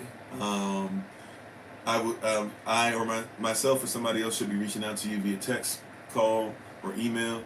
So we'll try to have that stuff out to you soon to try and just double check and triple check with everybody, make sure that we got everything together, and everybody should have an itinerary by then. Definitely, those of you who are on staff and stuff should have an itinerary before then. And yeah, I think that's it. Other than that, hopefully we'll see you this evening. For now, don't forget, I won't be on Fridays and Friday and Saturday, but you guys should still be here to support if you can. On Friday and Saturday, Minister Tamara's going to give us a word Friday for the live session and the rising. Saturday live session and the rising will be by Dr. T. Friday podcast should be Minister Anais. And I haven't forgotten about the children, by the way. For those children who did their assignment and all that stuff, if you want to send in pictures of stuff and everything, or send in shirts, or send in the pictures of the arcs or whatever, if you want to show that stuff, that's great. But we were asking for you guys to send that stuff in too, but I will be sending out stuff to the children. I got to work it out with somebody real quick what exactly we're going to send, but we're going to try and start sending those packages very soon. Okay, you might have to give me until after this week. And also, I'd like to give everybody an opportunity to show me that their children did the assignment, because the children do have to do the assignment. But for those who did the assignment, we should be trying to send some stuff out to you guys within the next couple of weeks, okay? So, appreciate, love you. Take care. Have a great day, beloved. If I don't see you for some reason this evening, prayerfully, we will see you on Thursday. Tomorrow is my day off. Thursday, just work with us. Thursday, we're going to already be on the road. Friday, Saturday, and Saturday coming up. My family has something we have to be at. So, Thursday, I will be back, but I will... We'll we should be on a live session. We'll be on the road though, so you guys know how that works when we're traveling. But prayerfully, we'll be able to be in a place on Thursday where we can pull over somewhere and you guys can we can get the word and everything through, and then we're looking at once again Friday, Saturday we'll be on together. Oh, also too Saturday for the brothers, we will be having the men's meeting. The men's meeting will just be with a couple of our ministerial staff for the brothers. So we'll still be on, even though I won't be on. Please make sure that you're on, brothers, on Saturday as well, so we can get back on track with our every first and third Saturdays. And then the following Saturday after that, sisters, you guys are still back on for the women's meeting. Amen. Okay, I think that's it. If not, we'll have plenty of time. That also means, by the way, Saturday meetings that we would normally have, that includes the Feast of Tabernacles meeting, any SOC community meeting, any bridge meeting for those who are part of the bridge community, or the prison ministry stuff. That stuff will be delayed, but those who are in the prison ministry stuff should be getting letters from me that you can send to some of the persons that you're dealing with in your communities as well, okay? So you should get that stuff this week as well. Other than that, besides stuff that's on the calendar, I will kind of be I won't be meaning to, but I'll kind of be ghosting persons at least for a few days, because I'm going to be busy. So just pray for us and know that I'm not really ghosting you, but I have mad love for you. And hopefully we'll see you again on, if I don't see you this evening, we'll see you again this Thursday. Thank you once again to everybody being on TikTok, YouTube, Facebook, Clapper, and if you want the podcast earlier, thank you so much for being on. We're going to do our shout out real quick, and then we're going to take our leave. So thank you again, beloved. Have a great day. Today, we give our honor and praise to the Most High. We give our praise and honor to Him for my wife, the Honorable Amma, who lives a life that's able to be honored. As always, you can check her out on TikTok, YouTube, her website, and Pinterest at Bloom and Flourish, not A&D, the letter N, Bloom and Flourish. She is a healer, herbalist, chemist, and biologist by degree.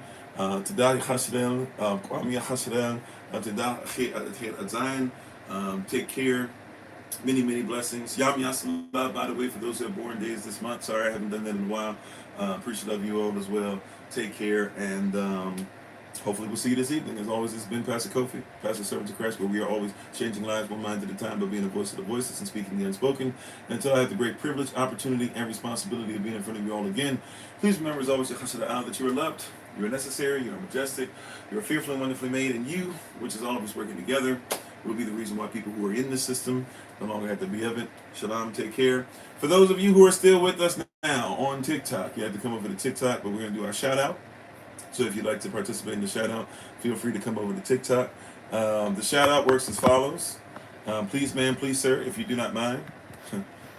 Please, ma'am, please, sir, if you do not mind, wait until the music begins to play. And when the music begins to play, if you don't mind, if you could put your information in the chat. And when we say your information,